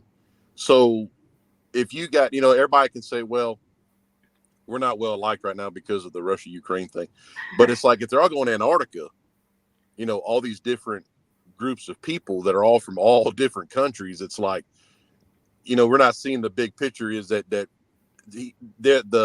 fallen are going to pit us against each other, for the final battle. And I think it's literally just kind of like separating who's going to do what I say. And, I listened to, what Fritz said last, when he was on about the whole, turn the ones with the sound, the Red Horse prophecy kind of deal. And then whoever's left, the true ones, and then just, whisk us out of the way. Then then you can have your, this reign per se to when Jesus shows up to, try to blast him out of the sky. But it's probably some kind of high tech weaponry, fallen angel technology that they're going to use, because their main goal is to prevent the second coming. Right. And it just seems weird. I mean, we talked about the Antarctic Treaty, how this is the only treaty that has been, instituted in 1915, December of 1959, or I'm sorry, December 1st of 1959 was when the Arctic Treaty went into effect. And it's the only treaty, I mean, that none of the nations have ever gone against. They've never broken this treaty. Yeah. So, no matter how, whoever hates each other, they still won't break the treaty. Right. They still, I mean, we see, in the Middle East, fighting constantly over borders and land and this, but we never see that happening in Antarctica. It's like it's one big kumbaya family down there. And to take this thing down there, is it, I don't know, was it some sort of, I don't know. I mean, there's, it comes to mind. And this, of course, was a movie. And how things are left over from, prior civilizations or whatever. And say this Ark of Gabriel was uncovered, right? What do you think that, like, these, like, pieces were scattered and then they're bringing it to where it works or it's activated, or just like in Independence Day, they're like, well, when did this thing start? All the flashing lights come on. Well, it happened once they kind of entered our atmosphere. Then this thing started working. You know what I mean? Gotcha. Makes sense. That makes it's something sense. Like, it's like they found a lightning strike and covered it, this and that, and then they bring it down there. I mean, what a perfect place, because the Nazis literally didn't do anything. They were so bankrupt after World War One, and then here they are in 1933. They go down to Antarctica, and then they come back, and then look, they start getting all these, sacred texts from the Icelandic, the Edis, the harmonic sounds, then Anunnaki in 35. It's like they went down there in 33, and then now they have all these fancy things. You know what I mean? Correct. Yeah. So I think they went down there in 33. They discovered something and they brought it back to Germany, and that's when I literally think they got that the beacon, and then everything on the earth. As I always said, like, the grounds are charged. I think like around Chichen Itza, a lot of human sacrifice. I think the ground is so charged with innocent blood that these entities dwell there. And if you have some kind of a beacon or some kind of technology, then that's, of course, the Hall of the Dead rituals. And then, I told you how they sit around the black sun and all that. And then, they get all the entities, the technology. So it's like that came literally from overnight. That was out. Yeah. And and then when they came over, they're during paperclip, a lot of 100%. a lot of that information was brought into Canada and the United States, and put into NASA. I firmly believe that NASA has nothing to do with space. I think it has everything to do with the oceans. Yeah, that and Hollow Earth. Yeah. Trisha, and was it you that said that this has to do what we were talking about with Lake Vostok? It has to do with our space program, or our space force. Yeah, there just seems to be a link with what that video was saying. They kept bringing up the Galactic Federation, and I know that isn't that tied with Space Force, the Galactic Federation. Yeah. And it was interesting on that video on Vostok. They were talking about how number one was the DNA activates the arc that they found. Right. So whose DNA? Whose that DNA? might answer why are they searching for DNA? Is it the old blood, or not old, but the Didn't he say that there was giants, or there was beings in Yes. space? So they're in stasis down there, and they need sleeping giants. that they need the DNA to activate them. Well, I thought it was the DNA to activate the arcs. I might have misheard that. I don't know. Yeah, it was beings are in stasis, but they were blue, pale-skinned people, which reminds me of the blue bloods, right? But they were giants, and they referred to them as star seeds. Isn't that what the New Agers call? That's what the Galactic Federation, the New Age. So it's all kind of tying in with everything, Well, it also ties in with this whole 23andMe Ancestry.com fad that has been going on the last few years. I personally believe that they're looking for a specific person, and I think that person that they're looking for is going to be the key to activate whatever it is they need. Somebody with very pure blood. And I'm not talking about RH null. I'm talking about something even more valuable than that. Yeah. And I think this is why this whole global warming thing is happening now, because I mean, if we we think it's a joke, or it's a hoax, but in reality, if it's not, could this be the reason why they're pushing for this all? They want to, first off, stop the ice from melting, because they don't want to reveal anything else. Secondly, they're seeding the atmosphere, so when they do wake these things up, that they'll be able to have an atmosphere to breathe. So exactly. We talked about that, John, about with they're spraying the skies. They're essentially terraforming the atmosphere back to pre-flood. 100%. Yeah.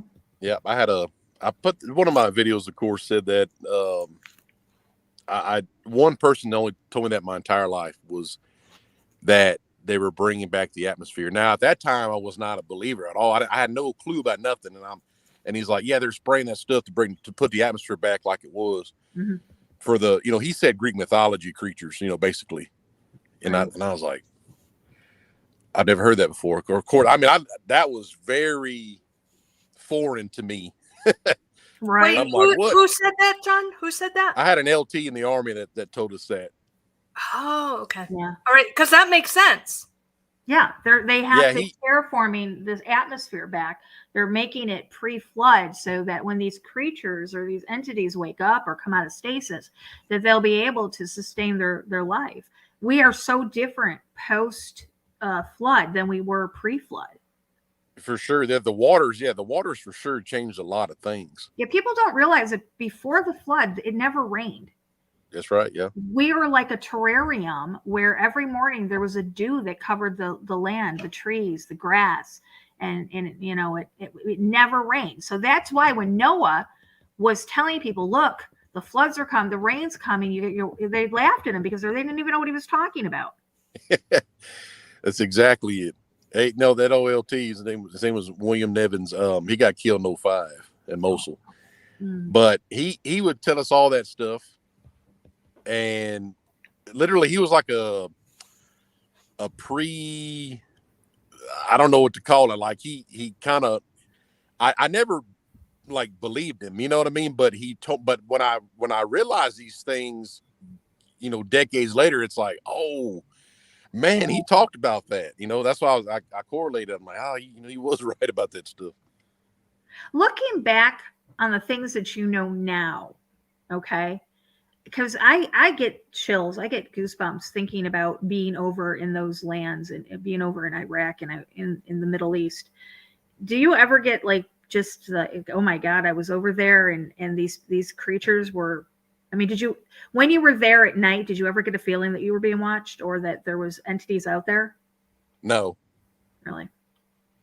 I've heard a few things like you can hear like stories, but it's not like, I guess, like ghost stories. You know what I mean? You just, yeah. I guess it's just after the whole operation of getting the mummies, you know, of course we know who that is, obviously, but that's what that was. It was you can't, do you like the Lord? Do you, it's like a whole, that's a weird thing to be asked. Yeah, that is what I mean? quite weird. Why they would even want to know what your relationship was, a spiritual relationship at that point. I mean, because it's almost, it's not the chaos theory, but it's like you can, if you just approach a group of people and you start asking oddball questions like that, it raises flags, but it doesn't. It's kind of like, well, you know what I mean? Like you ask a bunch of 18-year-old kids, like, hey, what do you think about the Lord Jesus Christ? And you're just kind of like, you don't know what to say, whether you believe it or not. Kind of their eyes glaze over and they're like, huh? Yeah, it's just like, why would you come out of nowhere with that? Yeah. But and then you say, well, we're just going to get these relics because we don't want them to fall. And then I mean, and think about it. You watch Indiana Jones, you watch these different shows, or right. And then you're like, okay, well, yeah, I don't want this to be destroyed because it's archaeological. And then you see, then you hear, oh, okay, well, this guy's in 13 pieces. And you see this literal egg, and you're like, well, there's a female in there, and this and that. It's like, what? I said, it's like, well, I guess that's what I don't know. It's weird. It's valuable. It's whatever to them. And then it all correlates at one time when it's the Lord's time for you to know what that is. Right. It's all, you know what I mean? And like, it's not like Jesus didn't know when it was time to reveal that. You know what I mean? He already knew that. He already knew what time he set for it. It just wasn't his timing for anyone to know. Besides, of course, the Luciferians that got her, they got them. But anybody part of that particular operation is just like, well, I'm going to show them at some point in their lives. And I only know one person from it. He knows now. It's kind of like, to me, he kind of knew at the time. Mm-hmm. But you guys, it was basically like I mentioned one time before. It's basically you guys were on like a treasure hunt. You guys were on a scavenger hunt trying to find these different relics and using the weapons of mass destruction as cover. Definitely, yeah. Wherever that worked out with the preliminary, I guess you could say, and then it's like it's literally under the guise of, because there were civilians there. There was a Native American there. There was most likely, I think, Maria Orsick's clone there, and it's like, you could say, well, that they're doing this for, you know what I mean, like world peace. I don't know. It's like I automatically thought about, this is like a museum. If you saw as a kid, and you're like, well, no, this is for the good of the people. We don't want this destroyed. This is history. And then it's like you find out who those 18 and 19-year-old kids. It makes sense. 100%. It makes nobody could walk up and say who that was. Not anybody that I knew. Nobody could say, hey, you know what? You know who that was? They just brought out of there. Nobody knew that. Yeah. I think that's mostly why they recruit such young, impressionable people to join the military, because they are so impressionable. They are so easily manipulated. You could just tell them something and they really don't think about it. They're all gung ho and just, they don't really, I don't know. I mean, if a lot of soldiers find God when they're over there, but I guess it would depend on the situation. 100%. Yes, I know somebody right now that has a fantastic story about that place. Wow. But actually, one of our chatters, Liberty Sentinel or Sentinel Liberty, he says, "Big John, when were you over there? I was in Fallujah from 5 to 6." You don't before the invasion of 03. Okay. I'm going to say not a particular date, but I'll say January. Okay. And then moved to Mosul in 04. And then that was it. Yeah. So he was over there before you were, Stephen. Yeah. He must have been a Marine, I'd be guessing, in Fallujah. I think he was, yeah. Yeah, they are conditioned in recruit training and boot camp. Yes, they are. Absolutely. They're torn down. Boot camp, he was a Marine, yes. Boot camp was designed to tear a person's psyche down and rebuild it to what they want. That's why they, he was a Marine. He was crazy. Go ahead. I had a question. I don't know if you can really speak about this on camera, but I've been hearing a lot of, because I used to, I'm kind of like a loner now, but I used to talk to a lot of people, hang out with a lot of people, and some of them were in the Marines and military and things like that. And they would all say that they took like a white pill. Do you know anything about that? The only thing I remember the white pill was it was for like nerve agent, sarin gas, really. But anthrax, when the anthrax vaccines came out, it was 6 boosters, but you could take it in a pill form. I got the boosters. Huh. Okay. But I remember, definitely sarin gas.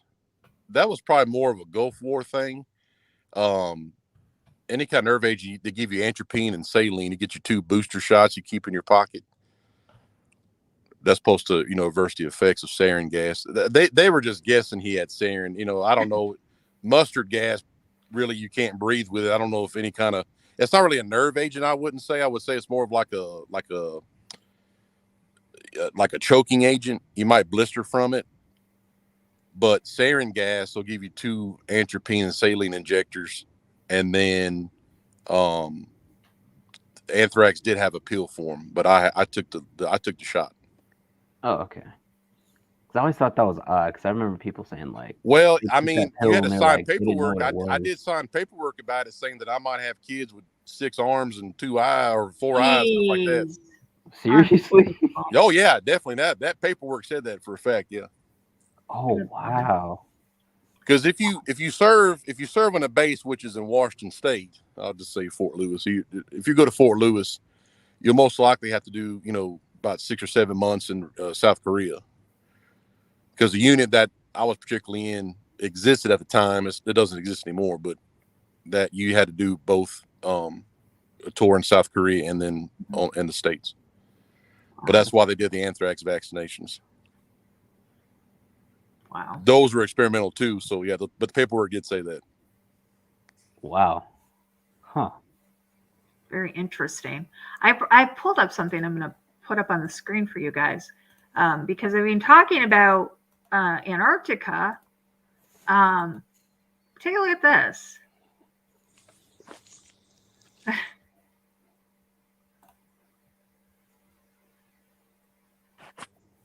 Yeah, I've been hearing a lot about that. It's funny. There's this guy who, and I think he must have known something. He predicted this on accident, quote unquote, on TikTok, and he had this podcast, and this thing happened like a month later. So he might be getting investigated. Yeah. So he talked about that virus. Go ahead. He was on a podcast and he predicted it. Like it seemed like it was almost on accident, but I put that in quotes. And then this thing came out literally like a month or 2 after that. Yeah. When the Army trained for the whole zombie apocalypse and they dressed up people like that, it was for like an operation. When finally everything starts breaking down, well, you got a lot of stuff you got to secure. I mean, if society breaks down, especially United States, you can't secure every nuclear weapon. You can, I know Air Force bases are pretty secure, but Barksdale Air Force Base in Shreveport, they house the B-52s and they have nuclear weapons there. It's like you can't stop everybody. If you got societal collapse, the reason why they did the zombie apocalypse because they wanted the soldiers to like basically shoot anybody and they gave it like a feel good thing, like it's going to be fun. They're just pretend that they're zombies. So they actually have people dressed up as zombies during these training exercises. Huh. Because you're going to be overrun. Because in 18 days, someone who hasn't eaten, they're going to be thinking about cannibalism. I guarantee it. Yeah. So you can't have these people overrunning these. The government's still trying to secure everything. So they made it fun for the soldier to be like, oh, you know what? They're just zombies. So it doesn't matter if they're kids, women, children, whatever. To go ahead and take them out, and you won't feel so bad. So that's why they call everything zombie. Oh, and wow, then, that makes sense. And then, because of course, at the same time, your targets for Homeland Security turn from a person with a weapon or a silhouette to a pregnant woman with a pistol. Men in Black. Remember? Oh yeah, when he shot that little girl in the. I remember that. Okay, yeah, I didn't know that, but yeah, that's exactly it. They have to dehumanize the target. I mean, I remember on the particular bases they might have changed, but you had red stars on the little pop-up soldiers at the weapon range, like because communists, they were communist targets. You know what I mean? Right. And I don't know, that may have changed on the bases now, but yeah, I remember when they popped up, your 300 meter, every meter target at the weapons range had a red star for a Russian soldier. I think I remember something about that. Yeah. Well, yeah, because this, like I said, we're hearing a lot about global warming. We're hearing a lot about the glaciers melting. We're hearing a lot about, the seas are going to be rising up, but nobody's really talking about what's underneath and what's being revealed and what's being uncovered. And, I believe that Hitler knew exactly what was down there. That's why he went back. Do we know what tipped him off in the first place to go down there in 1933? I want to say the text they got from Iceland. Actually, there was an operation to Iceland first before Antarctica. Okay, that makes sense. It's the people. It's the Himmler chased the pre-Germanic races because Himmler thought he was Heinrich the Fowler. He thought he was reincarnated him. Oh. So he traced it back. Remember I talked about those knights? I can't think of those knights. They have like a weird name. It starts with a T. Anyhow, it wasn't them. The real pre-Germanic races that Himmler discovered were the fallen entities. Mm-hmm. And, the Thuls, based like Thule Society. Right. And that was a city that they were, Thule was in Iceland. So they got the Edis text, and that's what Wagner composed his music from. That's what puts people in a trance, and that's why Hitler liked all that Wagner music. Oh, wow. And yeah, because Wagner used Edis. He used that to compose like Flight of the Valkyries and all that. That's why it catches your attention. But it's also, it's the same thing as when remember when I said about if you sing a Hebrew letter, you can like open doors and stuff like that. Mm-hmm. Yeah, it's the same thing, the same harmonic. You just got to know how to sing it or say it. Wow. And but yeah, so they went to Iceland, and then they got. I particularly think that the Himmler with the Edis texts were told to go down to Antarctica because that is the main entrance to the Hollow Earth. Yeah, well, we were talking about Admiral Byrd and how he went down there just as an experiment. It was science, and he went back with a whole armada, a whole Navy armada with him, and we got our asses kicked. Yeah, for sure.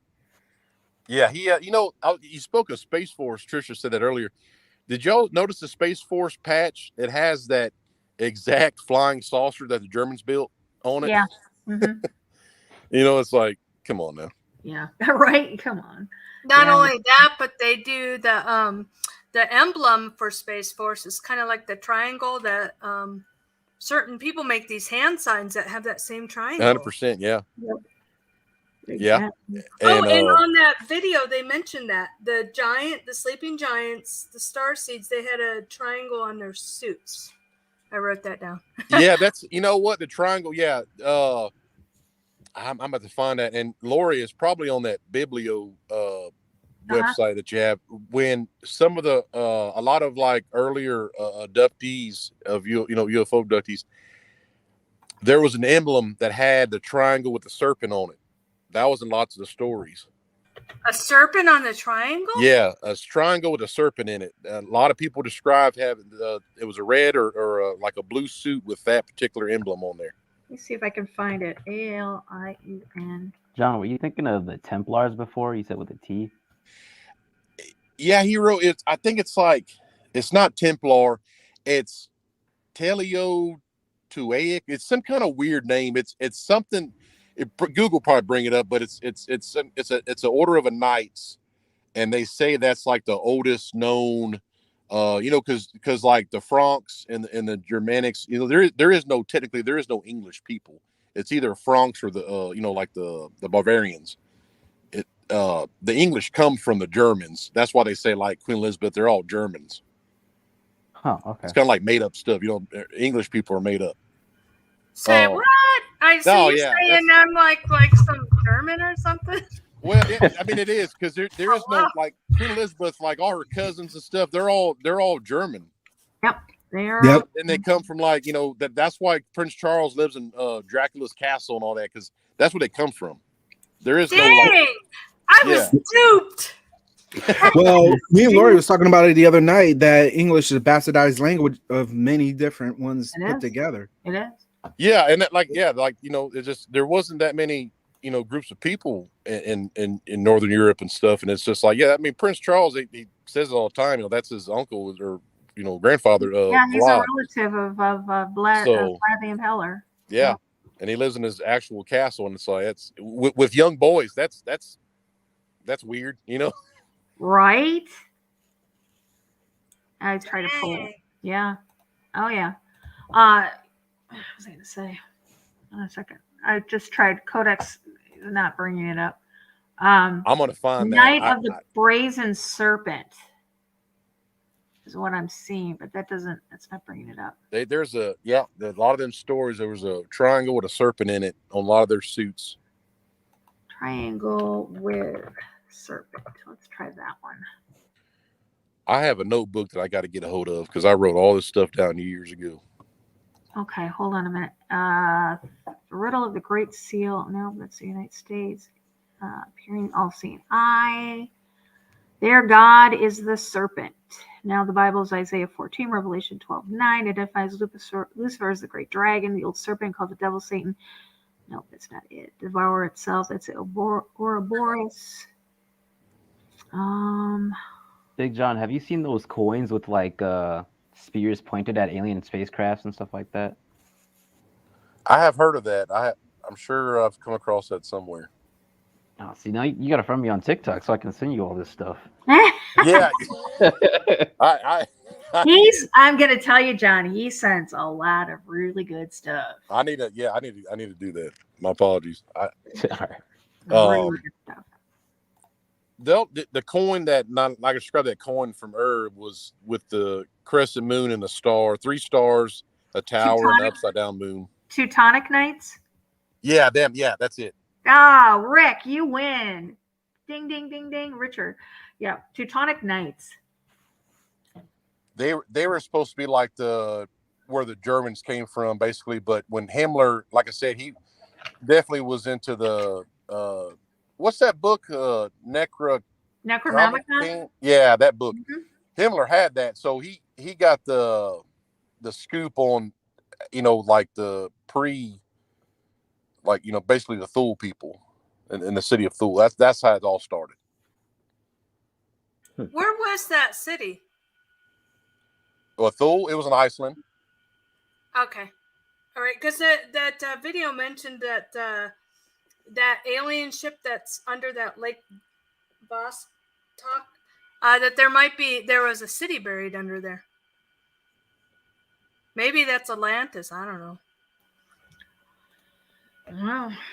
There are so many cities, that's the thing. It's like, was Atlantis part of like, Ultima Thule and Shangri-La? I mean, they all existed at one time, and we're all broken down. Like it says in Jeremiah, all the cities were broken down in great anger, yet there was no man on the earth at the time. That's what it says, the foot of Jeremiah. No man. So what was this? The pre-Adamites? Yeah, pre-Adamite cities. Yeah. Jeremiah chapter 4, 22 to 29. That's Jeremiah's vision of an earth with no man, but has animals. And God broke down the cities in great anger. So were there wow. people, but not man? Like, Yeah, it says there was no man because, you had cities now. They call us mankind, but we're in the likeness of his image. So shouldn't we be called man-like, not mankind? We're not kind of a man. We're like a man. You know what I mean? Yeah. Well, I mean, like I said this earlier on the broadcast, that the Bible is just the history of humans made in the image of God, but he had other creations before that. I mean, when you look at Book of Genesis, when it talks about Cain, after he killed Abel, he was sent out of the area, and he was sent to the land of Nod, where he found a wife. Okay, guys, have you ever asked yourselves, who the hell are the people of Nod? So they were people, but they weren't man. Right. They weren't like made in like we are in God's image. You got the beasts of the earth. Because I mean, I that's my only YouTube video I have, is that it's like the earth brought forth creation. God said it. It says the earth and waters bring forth this, and then God made this. But if you look at the word cattle in Latin is capitalis. That's principalities. Oh, it's not bovine. So I mean, you have, and what does Paul say? Well, we fight principalities and powers of the air. It's that same setup. It's those things. Right. Wow. There's a thought. So there were NPCs before Adam? Definitely pre-Adamites. Pre-Adam. Like you look into and I know I've talked about this 100 million times, but you look into when the continents were together, and then you had Tanzania in northern Africa. That's where the Garden of Eden was, in the Opal Valley. And archaeological, inside the Opal Valley, you have human skeletons, right? That what you would say look like modern day man. Right. Well, on the outside of the valley, you have what they call Neanderthal skeletons. There's two sets of people. Wow. Inside and outside. Okay, so the inside people are man and the outside are the Neanderthals? Yeah, they're like, that humanoid, created, not particularly in his image. Right. With the great deception that's coming, they're going to tell us that the Anunnaki created it. Well, 100%. That's all that's going around now, I believe, is that. It's that talk. It's Anunnaki mixed their DNA with the ape, and then then it made a human, and and there's particular verses like what Jesus said, "I'm not of this world." They're going to use that. I guarantee they're going to say that they made him,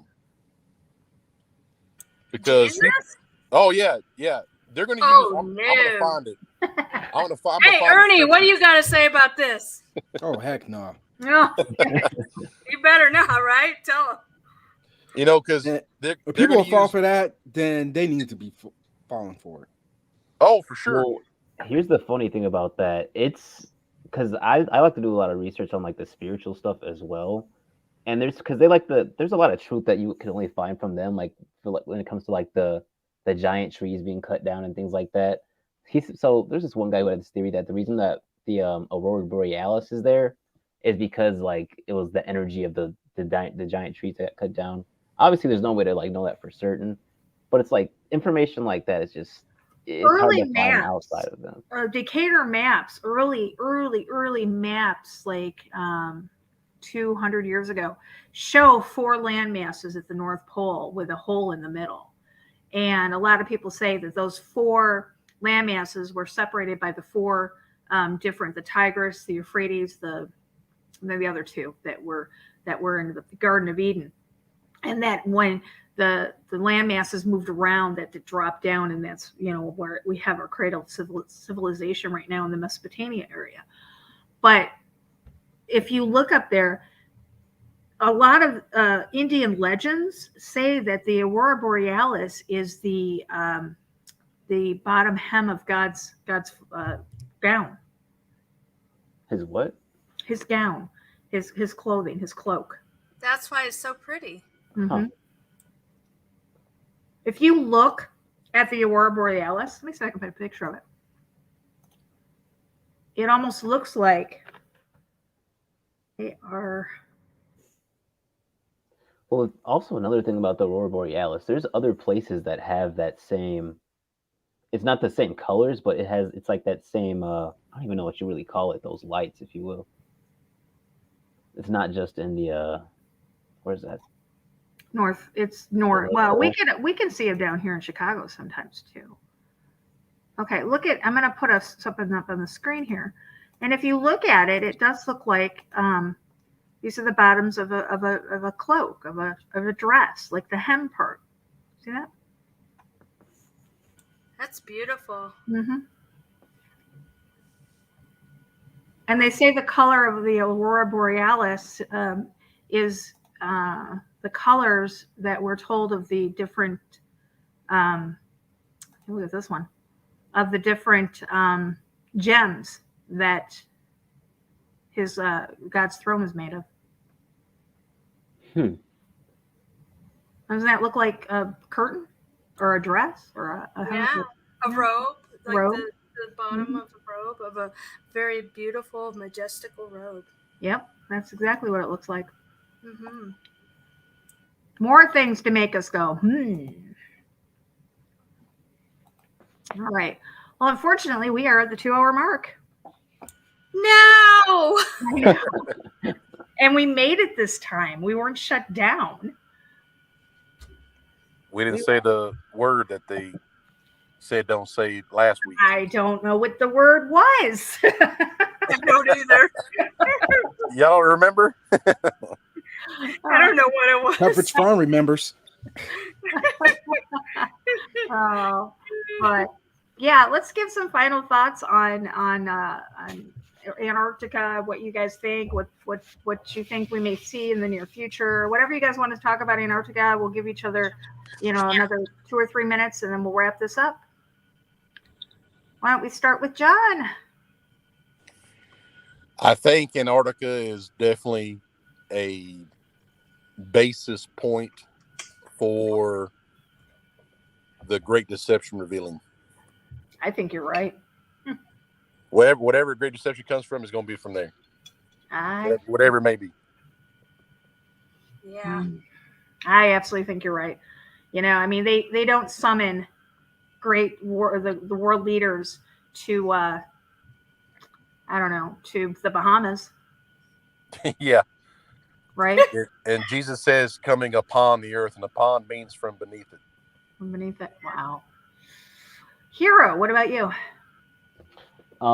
There have been, and I've been posting a lot about this recently, but there's so many like cave drawings and ancient coins and stuff like that show UFOs and extraterrestrials and stuff like that that are pretty hard to find. I got so many theories with that, but it's kind of hard to know exactly what happened for certain. But there most definitely was some sort of attack that happened on ancient civilizations from one of those crafts, because you can tell some certain structures were just like they were melted. You can tell some sort of like, I don't know, laser weapon or something like that might have come from the craft, but you can tell like something big happened that's being hidden with those ancient civilizations, whether it might have been a giant fight or something like that. Because on one of the coins there was like spears that were pointed at the thing, so it's like there's a lot going on with that I'm going to uncover. Yeah, if you guys are not following John or Antihero over on TikTok, I'm going to put their links in the description below for you guys to follow them over there. Antihero's got some fabulous information, just like John does.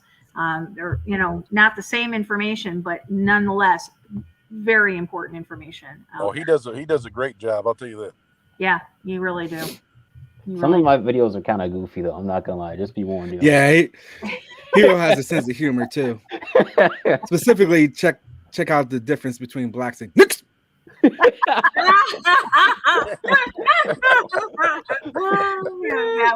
I think that was the first video I sent to Ernie. I think that was the one that because you had commented underneath our video or one of the videos, and I went to TikTok and found you, and I was like, "What do you think of this guy?" And he's like, "I don't know. Let me take a look."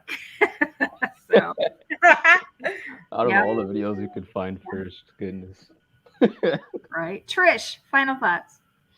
Well, I think Antarctica is a land of mystery. I'm thinking it could be past civilization, kind of like I'm going to say what Hero was kind of going for. There's like, stuff hidden under there. And I'm wondering if it's a past civilization.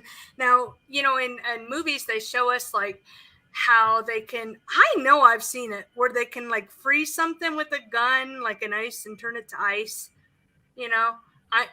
I think somehow time was frozen, something was frozen, and I don't know.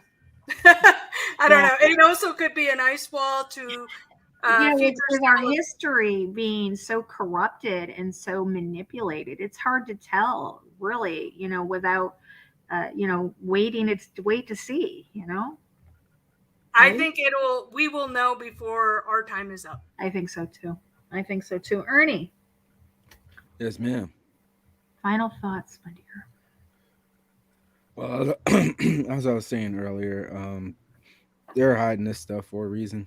And we're more than likely going to see this within our lifetime. I mean, we've seen rivers drying up and revealing all sorts of artifacts, and Antarctica is just going to be another one that's going to be added into the great reveal when the son of perdition rises up and tries to get rid of the existing world order to bring in his. So we're going to be facing some dangerous territory here, especially coming in the year 2023. We're already seeing so many things being revealed, being disclosed to us, and 2023 is probably going to be the capstone of everything. Yeah, 2023. I think you're right. I think we're going to see a lot of things happening. If you look at 2020, get a pen out.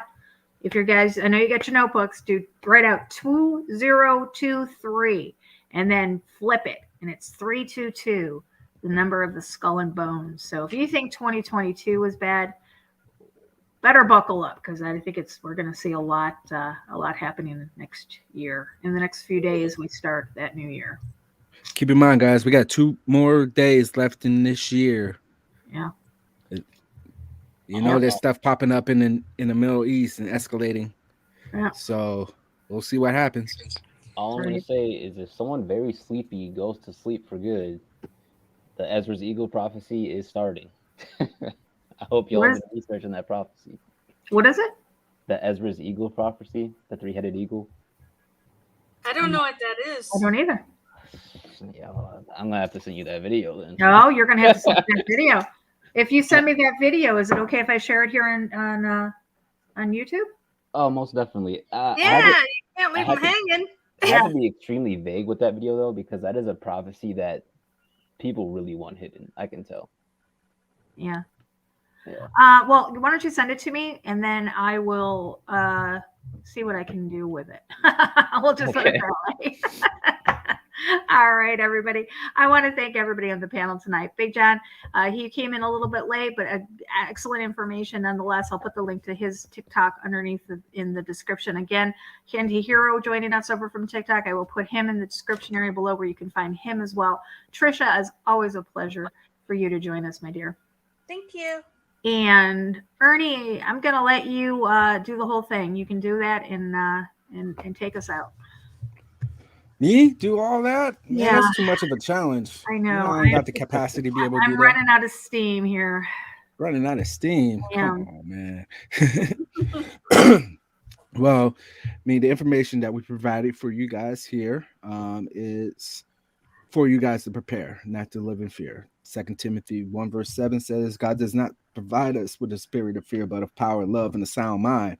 So we have to make sure we keep our armor up, keep our relationship with the Most High God to its fullest extent, and build your house on a foundation.